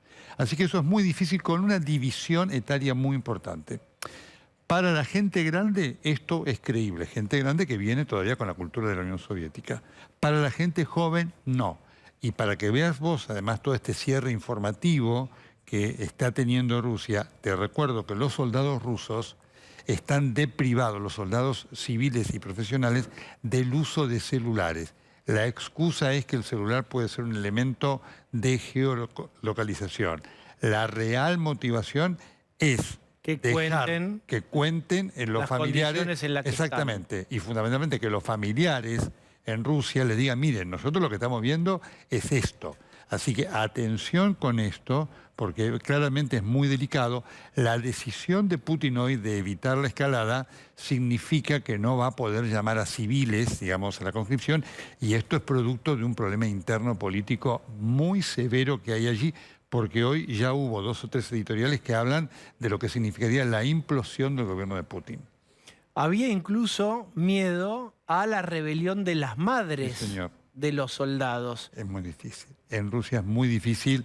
Digamos, lo que había tomado los pocos periodistas que pueden informar de allí, hablan que se habían tomado todos los recaudos para evitar que no hubiera nadie. Vos ves lo que son esas calles donde había militares y prácticamente nadie más.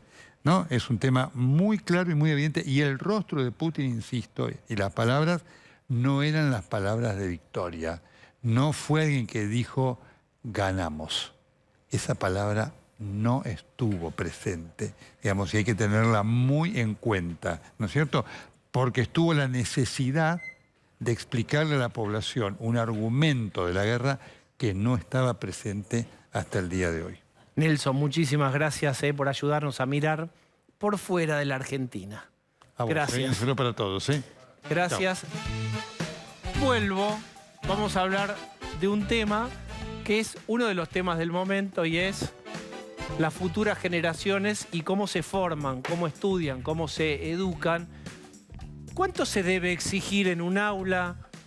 ¿Cuán importantes son los exámenes? Si te quedan previas, podés pasar igual. El paradigma de hay que integrar, subilos a todos al aula, que no se te caigan del aula, porque si se te caen es lo peor que te puede pasar. Si no rinden bien, bueno, pero lo importante es que estén adentro. Osvaldo Bazán, ¿qué pasó en Formosa? Bueno, la noticia más impactante de todo lo que está pasando en distintas provincias es lo que pasa en Formosa, en donde los chicos van a pasar de año llevándose hasta 19 materias previas, o sea, todas las del año, 3 del año pasado y 3 del año anterior. Pero no es la única provincia con estos problemas. En Entre Ríos, por ejemplo, están prohibidos para los profesores calificar a los alumnos con menos de 4. En Santa Fe también se pasan con más materias de las que siempre se pasaban, así que materias previas. Así que esto está pasando en todo el país por una reglamentación del Ministerio de Educación. Está con nosotros Guillermina Tiramonti, que es especialista en educación. ¿Qué pensás vos de esta medida? Bueno, yo creo que era esperable que pasara esto. Durante toda la pandemia, el sistema educativo no se preparó para una situación muy excepcional que proponía la pandemia, ¿no? Chicos que habían estado 1 año y medio sin asistir a la escuela, en un sistema que todavía sigue siendo como en el siglo XIX, principios del XX, donde se aprende en 15 materias por año.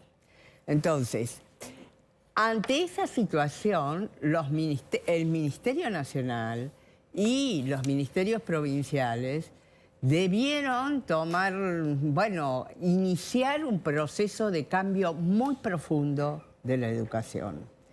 Y con eso quiero decir, hacer un programa basado en las capacidades que tienen que desarrollar, en los temas centrales, los temas básicos que tiene que adquirir un chico y hacer un programa especial, de manera tal que a la vuelta de los chicos vos no los pusieras en la situación de que debes química, física, matemáticas, sino que avanzás en un programa, vas monitoreando ese programa y te asegurás que esos chicos que han pasado por esa situación tan traumática de 1 año y medio, casi 2 sin clase, poco a poco vayan adquiriendo esos saberes básicos. Eso es como debería la cosa ser. Te pregunto cómo es. ¿Cómo es? Como nada. Es decir, los chicos llegan, no terminaron tienen 3 materias previas, otras 3 materias previas del otro año y después tienen todas las otras materias que les dieron en el siguiente año. ¿Qué hago con eso? No aprobaron nada. O sea, se hizo de cuenta como si no hubiera habido pandemia. Claro, entonces y además como no podemos hacerle pagar el precio a los chicos, de decir, bueno, ustedes repiten todos, los dejamos pasar y después vemos. Guillermina, pero ahí me parece que surgen varias cuestiones en las que vos decías. La provincia de Santa Cruz lo que había planteado incluso era no a la repitencia de los chicos bajo una discusión pedagógica que es esta estigmatización por la que atraviesan aquellos que repiten, ¿no? Era cómo los acompañamos pedagógicamente en medio de esta situación. Después esto que vos planteás es qué sistema educativo se está pensando en función de estos tiempos. Pero pareciera ser que todas estas decisiones que contaba Osvaldo, que se fueron tomando, están más ajustadas a números o a estadísticas que quieren mostrar, cuando en realidad es un número completamente vacío de lo que podríamos soñar o añorar como una calidad educativa. Supuesto, pero ahí en la base de eso está un sistema educativo que es incapaz de repensarse en situaciones excepcionales, ¿entendés? Entonces, lo que pasó es que tuvimos 2 años de pandemia. Venimos discutiendo desde hace muchos años que el nivel medio, fundamentalmente, de la que estamos hablando, ya sí, no va más. Que no es para este momento histórico. Ni para estos chicos. Ni para estos chicos, ni para este momento histórico. Que sabemos que tenemos que abandonar el enciclopedismo, la dispersión del conocimiento y comenzar a planificar otra cosa. Tuvimos una oportunidad. Vino una bomba y nos destruyó la escuela secundaria. Pero esa oportunidad la desperdiciamos. Pero la desperdiciamos totalmente. ¿Y ahora qué se hace? Y ahora lo que se hace es nada, es dejar que el tiempo pase para recuperar una normalidad de que los como en todos los temas, o sea, no se está haciendo nada. En todos los temas. Pero me pongo en abogada del diablo. Tengo chicas en primario y la verdad es que les cuesta mucho, este año que sí hubo presencialidad no interrumpida como los otros 2 años anteriores, la verdad es que aún con la contención, con el apoyo, les cuesta mucho aprender a leer, les cuesta mucho aprender a dividir, a multiplicar. Entonces mi pregunta es, la situación de aula. Sí, por supuesto. Si esos chicos, bueno, los de secundario es otra historia, pero los haces repetir, ¿qué resolve? La repitencia no resuelve nada. Es un mito de la escuela tradicional. Bien, entonces llegamos a este punto. Hablemos de lo que plantea Jessica, que es repitencia, notas, exámenes, previas, medir. ¿Qué sirve de todo eso y qué no sirve según Bueno, tu medir Medir no, evaluar. Bueno. Evaluar es una práctica que debe ser permanente en la escuela, desde primer grado hasta el último año, porque de esa manera vos vas detectando las problemáticas que tienen los chicos. Y no te puede pasar una cosa que pasa ahora, que los chicos hacen toda la primaria y en sexto o séptimo grado, de acuerdo a la jurisdicción, resulta que no saben leer y escribir. Yo veo devoluciones. Antes se usaba notas, que era más rudo recibir una mala nota. Ahora muchos se devuelven emojis, caritas, suavizan la devolución para no estigmatizar, para no hacer sentir mal. ¿Está bien? Casi siempre cumple. Pero no es para no estigmatizar. Algunos dirán que es para no estigmatizar, sino porque ya no tiene mucho sentido que vos le pongas 7, 6, 5. Lo que vos tenés que evaluar es hacer evaluaciones integrales que digan, este chico terminó primer grado. En primer grado aprendió a leer a tal nivel, aprendió a escribir a tal nivel y aprendió, no sé, a contar a tal nivel. Vamos bien. Estos 4 no pudieron. Entonces, ¿qué hago yo con estos 4? ¿Qué hago yo, escuela? Los refuerzos, Claro, porque no es responsabilidad de los 4, es responsabilidad de que la escuela no encontró la forma de que el chico aprendiera. Y ahora, ¿qué va a pasar con todos estos chicos? Vos estás hablando... Que van a salir sin saber nada. Claro, porque estás hablando de un futuro que en realidad estamos pateando el resultado. Si en Formosa vos podés pasar con 19 previas, esa moratoria en algún momento se termina cuando el chico llegue a quinto año. ¿Y con qué nos vamos a encontrar? ¿Qué le van a decir al chico? Bueno, vayan porque no los podemos hacer rendir las 19 materias. No, les doy el certificado de escuela... El certificado de la escuela secundaria y se acabó, arreglar la vida. Mirá esto. Un amigo dice, mirá esta posición que creo que va a representar a mucha gente que nos está viendo, que piensa así, discutámoslo. Repetir no es pagar un precio, no es un castigo, es enseñarles más. Tu mirada. Mirá, no es así. Por varios motivos. Repetir, el chico no es como una tabla que vos le tratás de meter cosas, o un contenedor que le tratás de meter cosas adentro y resulta que si no le entraron tenés un año más para seguir apretando y que le entren. El chico tiene que desarrollar determinadas habilidades, capacidades y demás. Porque eso es lo que necesita el mundo moderno y porque así son nuestros chicos. Pero el mundo moderno no necesita que el chico también sea responsable de eso. Pero por supuesto. Pero ¿De qué manera se le inculca la responsabilidad al chico? Te voy a decir, hoy vos en una empresa de punta no tenés un capataz con un... No. Tenés la construcción de una responsabilidad que se sostiene por los pares. Y por los objetivos. Y eso es lo que tiene que hacer la escuela. Pero la escuela en algún punto no está exento me parece... de problemas. Claro, pero ¿cómo pero está bien, pero discutámoslo. Pero la escuela finalmente no es una institución ajena a la sociedad. No, claro. Es una enorme caja de resonancia de la sociedad que somos y de los problemas que tenemos como sociedad. Por supuesto. ¿Cómo haces entonces para hacer nuevamente una puesta en valor de la escuela? Porque la escuela tiene que volver a ser el lugar de oportunidades, el lugar de la puesta en valor. Pero para qué necesita gestión política, necesita determinación y decisión de priorización también. Capacitación técnica. Sí, pero eso es una decisión política. Es una decisión política. Eso es una decisión política. Está bien, pero en la... Capacitar a tus docentes, revalorizar a tus docentes salarialmente.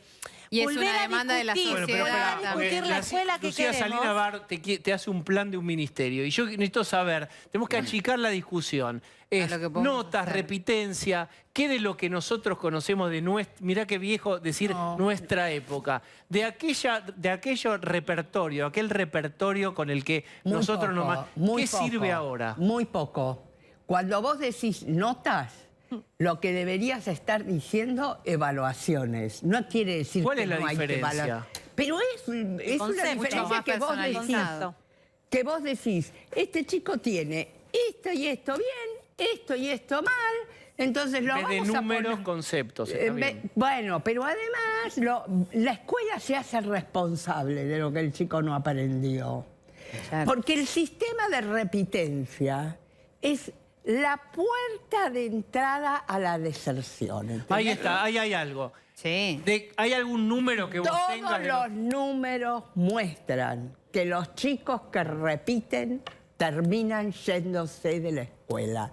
Porque se frustran, porque ese chico no aprendió con una determinada metodología. O sea, lo no hace sirve repetir en repetir. mirada. Este es el concepto. Tampoco sirven las notas numéricas. Te lo pregunto porque yo lo veo a mi hijo y me da la sensación de que tiene menos estímulo con la actual calificación, que es suficiente, bueno, muy bueno, que cuando tenías un 7, un 8, un 9, Bueno, un 10. no digo que no sirven las notas numéricas. ¿Puedo provocarte? Bueno, A ver me si viví provocando. Sí, bueno. Epa. Voy a subir, quiero probar algo. No es necesariamente que yo pienso esto, pero quiero probar esto al aire tomándolo de rolo. Ahí estamos como mirando en una mirada para los que no están llegando o los que no incorporan los contenidos. ¿Qué pasa para los que sí están desafiando, los que se estimulan con un 9, con un 10, con un 8 y sí quieren ver o probar una nota alta Pero y no están... es el 10, el 9 y el 8 A lo que tiene que llegar, ¿no? le da satisfacción al chico. Sí, a en veces otro sí. modelo pedagógico, la idea es que los chicos lleven un programa adelante y un proyecto, solucionen problemas, y lo que le da satisfacción es el hecho Miren la cara de Rolo. conseguir Habla y yo muestro la cara de eso. Rolo. La especialista sos vos, Guillermina, pero yo te quiero decir algo. Mi hijo me preguntó, ¿y a vos cómo te evaluaban, papá? Y le digo, a mí me evaluaban 9, 10, y en algún momento destruyeron eso cuando pasaron ¿alcanzó los objetivos o no los alcanzó? Entonces, los que llegaban a un determinado nivel era lo mismo, el que era extraordinario que el que raspaba y zafaba. Y a mí me da la sensación que quizás nos metemos en la meritocracia, Sí, pero métase, Rolo. que está bueno que vos, como alumno, tengas el estímulo de no probar con 6 o 7, sino de llegar al 10 y que te Pero compares ¿por con el qué de al lado que por llegar a ahí tiene 10? 8. Si podés tener el estímulo de formar un equipo, de ser líder del equipo, de conseguir los resultados de ese equipo, de avanzar en eso, De de otra estar construcción, contento de otra y construcción. entusiasmado durante toda la clase. Pero no somos así los seres humanos, Guillermina. Sí, somos así. Dale, Sí, podemos quiero ser el punto así. ¿Sabés? Mi que punto hay- es la competitividad, No, que la tenemos espera, todos espera. adentro. Déjame Los hablar. chicos más que nadie. Yo soy la experta. ¿Sí?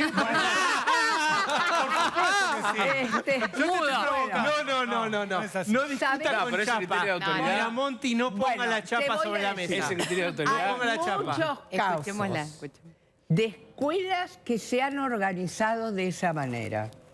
No con las materias, sino con programas y planes. Donde los chicos son los protagonistas, los que lideran y aprenden a construir el conocimiento. La satisfacción es que puedan lograrlo y por supuesto hay algunos que lo logran mejor que otros y todos los otros se lo reconocen. A esos chicos, según evaluaciones, cuando llega el fin del día de la clase, le tienen que decir, mira, nene, se acabó, ¿eh? Andate a tu casa. Vos te vas a tu casa y volvés mañana. No, ahora no te podés quedar, porque se acabó. Entonces, pensate vos, ¿qué te desafía más? Tener un programa de televisión donde vos tenés que el desafío de armar un equipo, de estar acompañado por otros, de llevar a un tema adelante o Una planilla de rating.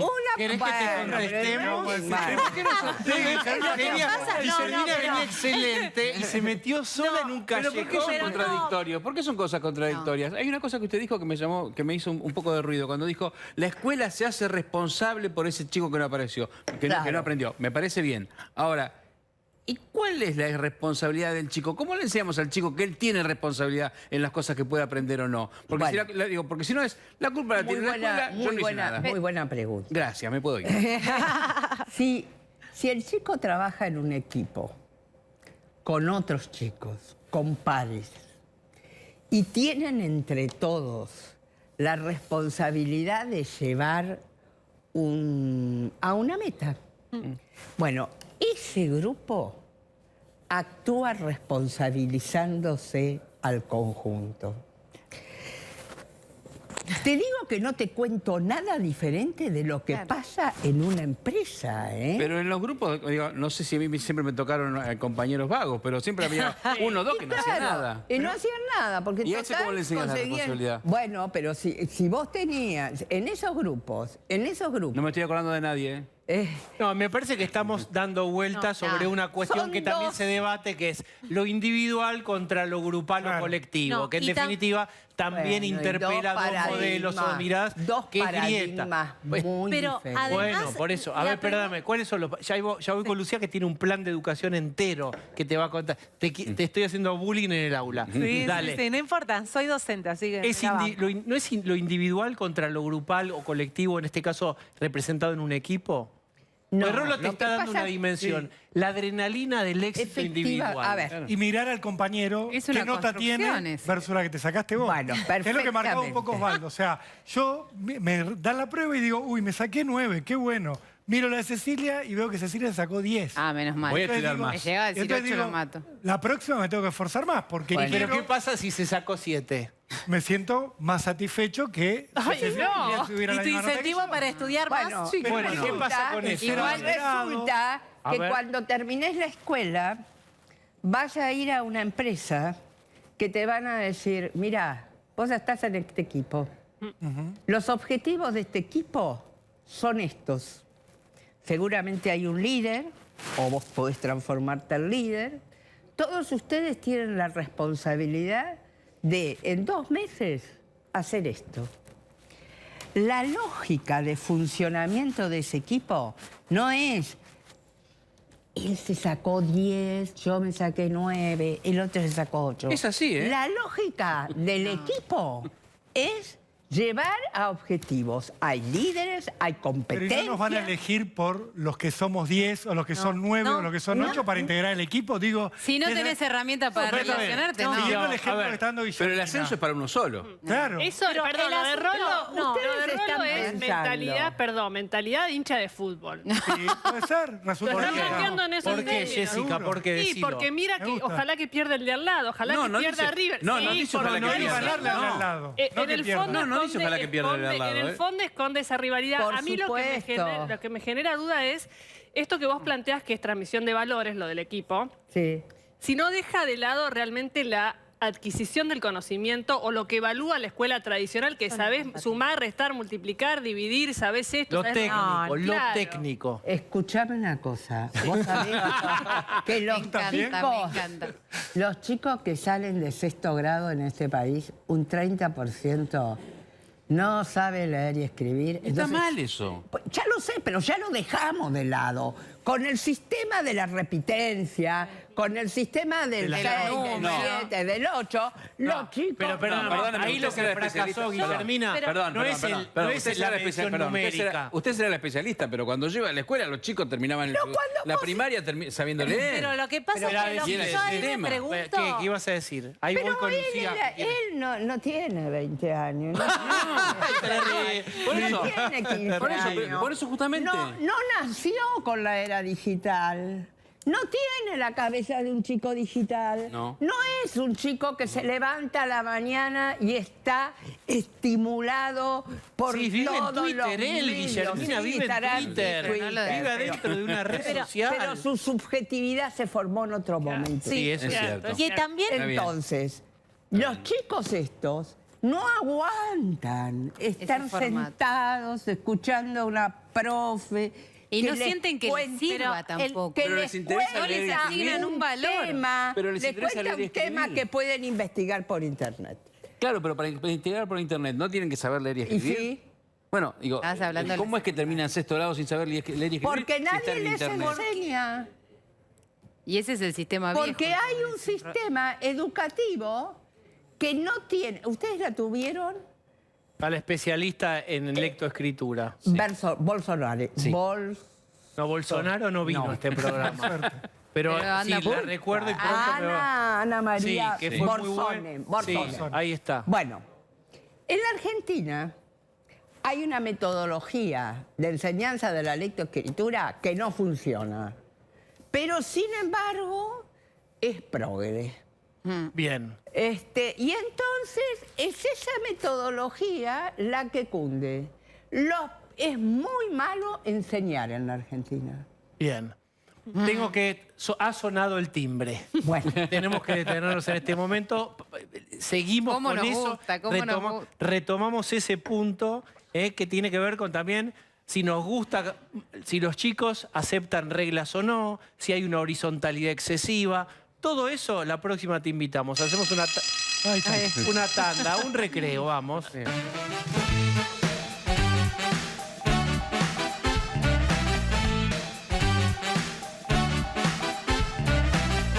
Muy bien, y el ejército va a la Corte Suprema por ese predio en Bariloche que, según la justicia federal, debería ser entregado a una comunidad mapuche. Lucía. Sí, el ejército finalmente hoy presentó lo que se llama un recurso extraordinario ante la Corte Suprema. ¿Para qué? Para revertir la decisión de la justicia federal de Bariloche que le dio hasta el 28 de junio al ejército para que entregue 180 hectáreas al INAI y después finalmente van a terminar en manos de esta comunidad mapuche que había interpuesto un amparo después de ocupar esas tierras. Pero ¿qué pasa si se cumple el día 60 y este recurso está en la Corte? ¿Se entrega o no? El ejército está obligado a entregar porque hay un fallo que está confirmado y es lo que indica 60 días para que entregue estas tierras. Lo que espera el ejército que interpuso este recurso por orden del ministro Tayana es que haya una resolución en un lapso mucho más breve que esos 60 días. La frase, es una papa caliente para la Corte esto, Sí, también porque tiene muchos reclamos atrás que pueden sentar jurisprudencia. Para el gobierno también, Diego, que no Sí, se terminó claro. de poner de acuerdo sobre si está a favor o no de los mapuches o del ejército, como No, si el pero ejército no fuera parte. del Exactamente, argentino. y además acá hay un reclamo de Estado contra Estado, porque el INAI también es parte del Estado, y el INAI, que es el Instituto de Asuntos Indígenas, es el que le reconoció a esta comunidad mapuche la titularidad sobre estas tierras. Hay otro número, que es lo que comentábamos ayer acá también. Detrás de este reclamo hay otras 2.800 hectáreas que tiene bajo su custodia el ejército y que también están siendo reclamadas bajo estos mismos criterios, que son los derechos ancestrales reconocidos en la Constitución Nacional. Acá la Corte va a ser decisiva porque el ejército lo que está esperando es que sea la que revierta este fallo de la justicia de Bariloche. ¿Se cree que la Corte va a fallar o va a opinar sobre esto antes de que se cumpla el plazo y haya que entregar el ejército las tierras? Se espera que en las próximas semanas haya un pronunciamiento o al menos haya una admisión de este recurso y decidir si mientras se analiza este recurso se queda suspendida aquella decisión de la justicia de Bariloche. ¿Por qué? Porque además también hay reclamos sobre parques nacionales. Bien, y todo esto en el contexto de la guerra del kirchnerismo contra la Corte y si hay que ampliarla o no.